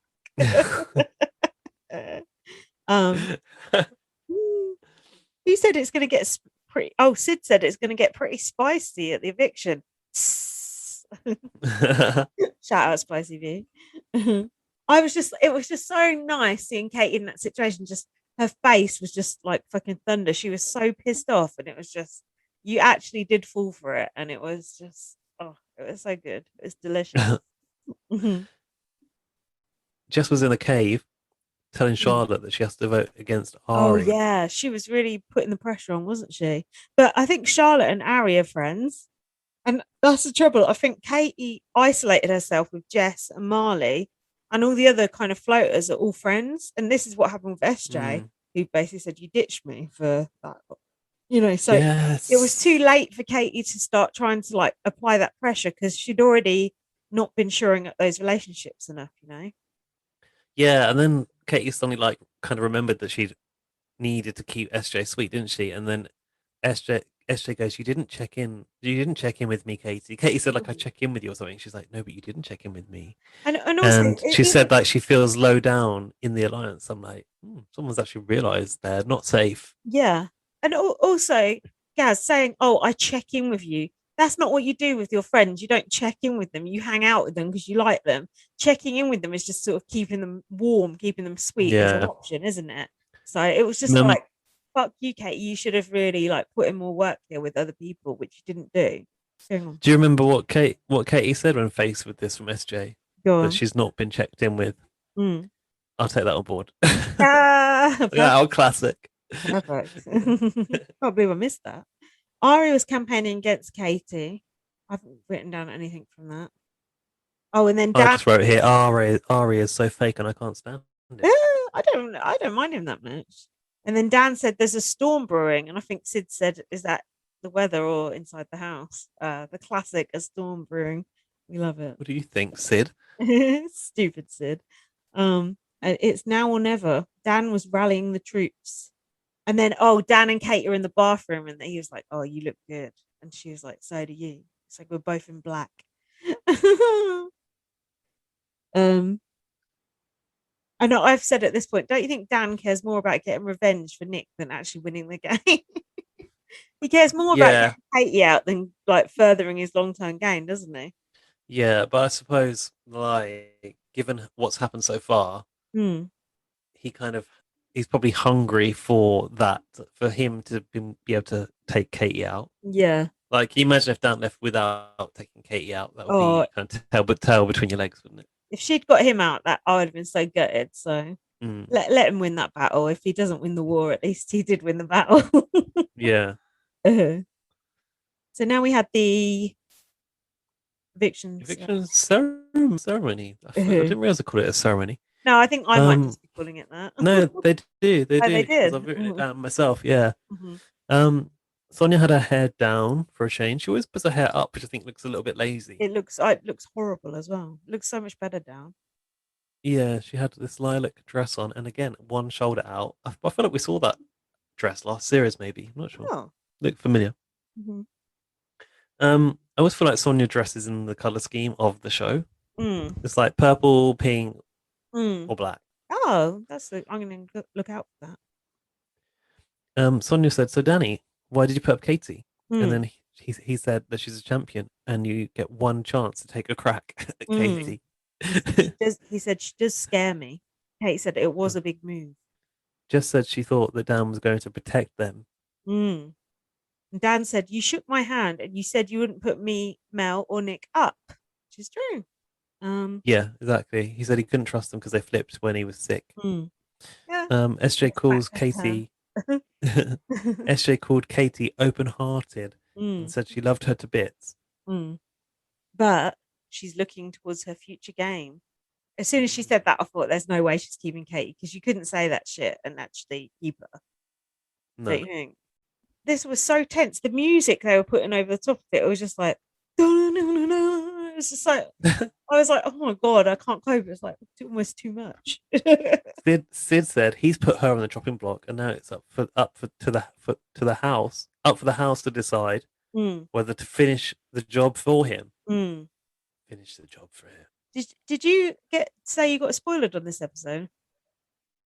No, thankfully not. I got spoiled on Nick, actually. Oh, did you? Yeah. I think Laurie got spoiled on this episode, and she was cursing it. Oh God, that would be the worst one to get spoiled on. I was concerned that the housemates weren't. She probably watched the advert from Seven. Yeah, exactly. Did you think they were going to vote Katie out, or I thought they got to once she sat there? They got to, haven't they? Yeah, that's what I thought as well. To be honest with you, Katie said, "If you take a shot, you do want to make sure it hits." We hear that all the time in Big Brother. Better not swing and miss. Well, they didn't. Have you got anything else before the vote? I've just got, once again, Dan's game looks at risk, but is it? I don't know why I've put that. No, then we had the vote. Dan was emotional, wasn't he? Oh, was that afterwards? He was sat there sort of. Was he? Yeah, he was looking emotional. Probably because he's happy he's won. So Katie got 6 votes. Ari got 2 votes. Charlotte got none, I think. No, she got 1 vote. She got 1. And I watched the extended vote on that. She got 1 vote from Mary, and Mary nominated Charlotte because she can be quite annoying. Yeah, that's a good reason. That's a BBUK reason. What is Mary doing? Mary's just like bumbling around, like not quite knowing what's going on. What day of the weekend? I've written that SJ gave a Judas kiss to Dan. I said, "It's just a game. You're a superstar." And then when SJ needs to sort her alliances out. Yeah, she does. Alignment out. Then when Katie went, she was taking so long to leave. I was just thinking, just go. It was like she was just waiting for something to happen to save her. It was just like car and slowly walking down the corridor. Yeah, looking around like waiting for like an announcement. It's like, no, just fuck off. And then she in the cab, she was moaning about being blindsided by SJ and Mary, wasn't she? People. Oh yeah, she felt betrayed by the mums. Well, you should have paid them more attention, not dropped them for the Braun alliance. What did you think of Katie's fashion sense? Awful, absolutely diabolical. Yeah, that fucking puff sleeve black thing she was wearing. Ugh. And yeah, I don't know what it was. I didn't. You know what? Her pink glasses. See, I don't remember those. You always notice the glasses. I've actually ordered some glasses to try on at home. Oh yeah, I'll be modeling those on Instagram soon. That was so good. It was such a good week of Big Brother. I really enjoyed it. Thoroughly enjoyed it. It was, but I remember I saw like crammed in the episodes, and then they were like, "It's coming next on TV on is it Monday?" And I was like, "That's a long while to wait after having so much Big Brother." Yeah, that's the trouble. They don't space it out well. Do the email. Yeah, right. If you want to email us to let us know what you think about Big Brother Australia, send us an email to bbonpluspod@gmail.com. Now, I decided to have a little look through our junk emails. I don't know what our spam folder. I don't know what made you think to do that. Just because I thought we haven't got many emails, maybe they go into the spam. And there actually was one in the spam. And I found one from Braden from last week in the spam. So sorry about that, Braden. Go to spam. That's no good. I don't know. Get back to spam, Braden. But anyway, this is Braden's week 2 BBAU. What's the word? Musings. Thoughts. Musings, yeah. And if I did read these out last time, sorry, but I don't think I did. He says, "Hey, Lindsay and Gaz, this past week has been so good. Absolutely loving Tilly. We didn't get to see much of Michael. No. We did not. Charlotte not participating was so sad, but she's still there somehow. Or in what? What did she not participate in? Other When she box hand in the box challenge. Oh, I was thinking this week, but this is from last week. Her VT and how she's in the house are two completely different people. It's quite endearing, actually. That's not endearing. Not sure about that. You can't give good. Well, it wasn't. I wouldn't say it was a great VT, but I don't want to see someone who's different in the house. No, it's false advertising. Christopher was robbed. Loved seeing a naked magician, and he was always playing the game too. Oh, I forgot who that was. Now, I feel like if you Google like the naked magicians, you might recognize them. I feel like I've seen them on TV, or they look like something from Australia's Got Talent, but I'm not sure if they are from that. SJ and Mary's eviction was so shocking. Never expected a double fake one. That twist was really good, and them giving intel to some other housemates was interesting. I will admit as well, Daniel is quite funny. Why are you begrudgingly admitting that? It's Come Braden on. Dan hater. Well, clearly he thinks Charlotte is endearing, so yes, we're not seeing eye to eye here. I will say that the last episode of the week really got me excited for the rest of the season. Like, I felt the tension all the way through the episode, which is something I didn't feel until the final 4 from last season. The twist seemed to be rigged from a lot of people on Twitter, but it really sets up the discourse that's going to occur. By the way, sad that Carlos had to be the sacrifice, though. Fave moment, the tofu incident. Top 3 faves, Tilly, Marley, and Mary. Oh, Mary. That's an interesting top 3. Kind regards and much love, Braden and Harvey. Oh, thanks, Braden. And we'll have more thoughts from Braden after this feedback from Laurie. I'm curious to see if Braden's opinion has changed by the next email. We shall see. Still a Mary stan or not? Let's see. Laurie says, hi, Laurie. What a week. BBAU is bringing sit on the edge of my seat entertainment. Correct. I've read a lot of complaints about the episodes being too long, but I prefer well-edited episodes over ones cut too short. Yeah, we know that from the way you listen to this podcast.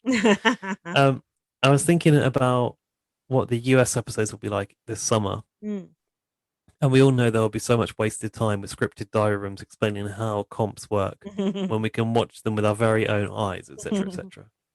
Good point. Got spoiled on the latest eviction episode, as the BBAU Twitter account just loved to put way too much information out before we've even had an opportunity to watch the damn thing. There you go. That is annoying. It's from official sources. Why BBAU? Why? It's really stupid. Thank goodness for the mute button. I'm not sure if you watched the preview for the upcoming week, so I'll just say this season is going to be the gift that keeps on giving. Oh, good. I'm going to enjoy every long episode and be grateful for each one. Ta-ta for now, loyal listener Laurie. Love heart emoji. So P.S. Thanks for the Spotify link to the Tully podcast, Gaz. I've enjoyed listening to her BBAU evicted housemate interviews with the behind-the-scenes info sprinkled in. Cool. I knew Laurie would appreciate that. That sounds hopeful then for next week. This week. I know what's coming next week, though. Yeah. Is it something good? Well, I don't know, but I don't know also what I should tell you. Probably I should tell you. Tell me nothing. Yeah, it's Australia's worst kept secret anyway. But and for US viewers, US starts on July the 7th, I think. So it'll be fun. You already said, yeah. You not wanted to cover it? I just don't want to watch another crap season. Yeah, but you got to give it a chance. Don't you? This is the thing. I always give it a chance. It's always crap. So then it's like once you give it a chance, you can't pull out, can you? All right, we'll give it one more chance, and then that's it. Like an abusive. It is like an abusive relationship. One more chance. Well, the glimmer of hope is that the casting is done by the same person that cast Over the Top, which is very positively regarded. So that's, I suppose, of benefit. And they've also, I forgot, Alfie reminded me yesterday, or whatever it was, that they did also commit to diversity in this next season. So that does give me some hope. We'll see. I just think that I wish they'd do more with the brand and the house and format. You know They're just exactly. You know they won't. I like it that way. So also they're launching Love Island on the same day. They're kind of like Ah, trying to put Love Island and Big Brother in bed with each other. They announced wow. the launch on that thing we got an invite to. What's that app again? Oh yeah, I've forgotten now, but I know what you mean. That thing. That Yeah, thing we have conversations. Yeah, that's yeah. where they announced it. I see. Clubhouse. There you go, Clubhouse. Oh yeah, that. Yeah. Who's thanking Laurie? Yeah. Thanks, Laurie. Braden's week 3 email is Mhm. here, not in the junk where it does not belong. Well, let's see what he has to Get say it for right. himself first. Hey, Lindsay and Gaz. Oh, this is quite a long one. Oh, Excuse me. Jesus Christ, needed a while to comprehend this week. Mitchell going home was the biggest robbery so far. Why is he like all these boring I know. people? Like, who cares? Like, he deserved more screen time. What, to talk I don't about know bird how. watching more? Great. Exactly. Tune into his YouTube show on platypuses if you're that interested. I don't know if he's gone. I don't know how Nick possibly thought that him not being able to scramble for himself because of a cage was ever a good idea. No, me either. I appreciate that the move. I appreciate the move that was made towards Nick for the gameplay. But are we really going to sit here and act like shit isn't going to hit the fan when Danny comes back? The letters from home were nice to see. It felt more genuine this time, actually, because we got to see them more. Also, the plane with the loved one sign. I remember there being one for last year on how things were shutting down due to COVID.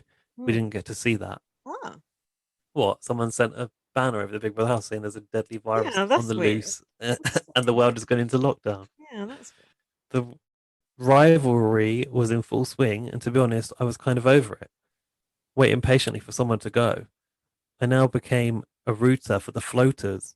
You've been rooting for these floaters since your email went to junk, and that's why it went to the junk. The rivalry was epic. The rivalry is fucking brilliant. He doesn't want that. He wants What are you Mitchell looking talking about for? birds I don't get and that. Mary discussing her carpal tunnel. I don't. I'm not on the same page as you here. But carry on. He said, I never freaked out more than seeing Ari win that flag challenge. Like literally about to jump off my seat with anxiety. Yeah, but who did you want to win? About to Yeah. fling my wine everywhere. Buzzing, he pulled it off. Oh, Oh, we need to talk, Braden. Why do you want Ari to win the competition and put some good TV out like that? yeah. I don't get that. I do like Ari better than Gaz does, though. He's so disingenuous. Buzzing, he pulled it off. Them getting rid of Melissa was Team Katie's biggest mistake. Mel was basically dead woman walking. At that moment, I vocally let out, sorry, sis, I think you're fucked. About who? Mel. Fast forward, Danny is ready to take a shot. The kissing ball challenge was nice to watch, to be honest. He's put a winky face after that. Who did Marley like and Dan seeing? kissing, maybe? Nearly kissing? I mean, I'm guessing so, but why do you want to see Dan kissing anything? Apart from Katie's ass and then voting her out. Yeah. You try and sell an inch to a real estate agent, he'll turn it into a mile. I kind of thought Marley had a little more fight in him to save Katie. Why? He didn't last time either. No. He's shown that If it was he doesn't. if it was the other way around, there's no way Danny would let Nick up there. Yeah, that is 100% accurate. I've never been so on and off about someone as much as Danny, but him sitting next to Katie for the noms was something to die for. The scene could not have been crafted any better. He's someone who is low-key meant for reality TV. I'm not a fan of him, but I do see his game. And that was it. She was gone. I think what SJ said was the final nail in the coffin. Here's something that I now can't read because you don't know about it, so I'll just admit that next bit that you said, Braden. Did you know about it? Yeah. Okay. Top 3 now are Tilly, Ari, and SJ. Oh, God. What a mixed bag. P.S. Sorry if this was super long. STG, there's just so much. What's SGTG? STG. I don't know. SGG, there's just so much to fit with 4 episodes. Yeah, tell us about it.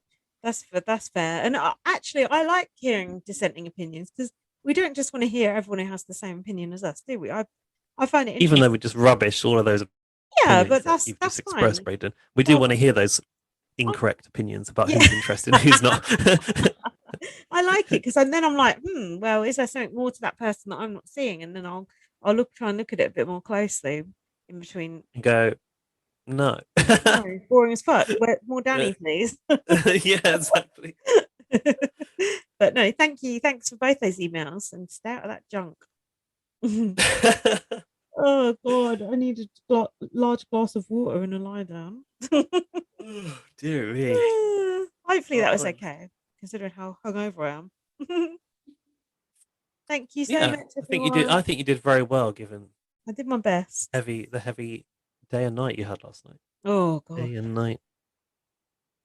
I was so excited when I saw that Katie and Danny thing, but a couple of days later, you've come down. Yeah. Well, I think you kind of forget what's been and gone. Like I kind of didn't remember because it's a while since I watched it. Like what happened in the week. That was actually a reminder for me of what's gone on in the last week of BBAU, and actually, it was a bloody good week. Yeah, it was brilliant. So I'm looking forward to seeing now what happens. What can Danny do next? I'm sure he'll pull a rabbit out of a hat, and if not, he's still got Katie out, so fuck it. Yeah. I know. So. Okay. Well, I wish I could tell you more, but I don't want to obviously spoil it. No, don't tell me. I'd rather just see it unfold. Yeah. Follow me on Twitter, LightUpBM. Follow me on Twitter, BB_superfan. Follow our podcast account, BB on Blast, and BB on Blast on Facebook. And read my book, First Aid Girl. And also, send us an email, even if you still got thoughts on the BB Can 9 final that we haven't heard. We're still open for those. Yeah, because I'm going to be talking about BB Can 9 next week when I've caught up with the pods. And leave us a review if you like. We found a new podcasting platform this week. Yeah, in the top 3%. We're in the top 3% of podcasts globally. I can only assume there's like the top 3% has got like about 80 million podcasts in it, and then there's just a bunch where there's like 2 people listening. Yeah, it must be that. But yeah, you are listening to one of the top 3 podcasts in the world, so good choices. Well done, guys. And I think that's about it. We will be together. Me and Gaz will be together again next week. We'll be drinking prosecco, and if you want to support that initiative, please send some money to our PayPal. Yeah, thanks. You can find the link on our website, bbonblast.com, and we will see you next week. Thank you so much for listening and sticking with us. Thanks a lot. Bye. Thank you. Bye. Bye, YouTube. We won't see you again. Bye.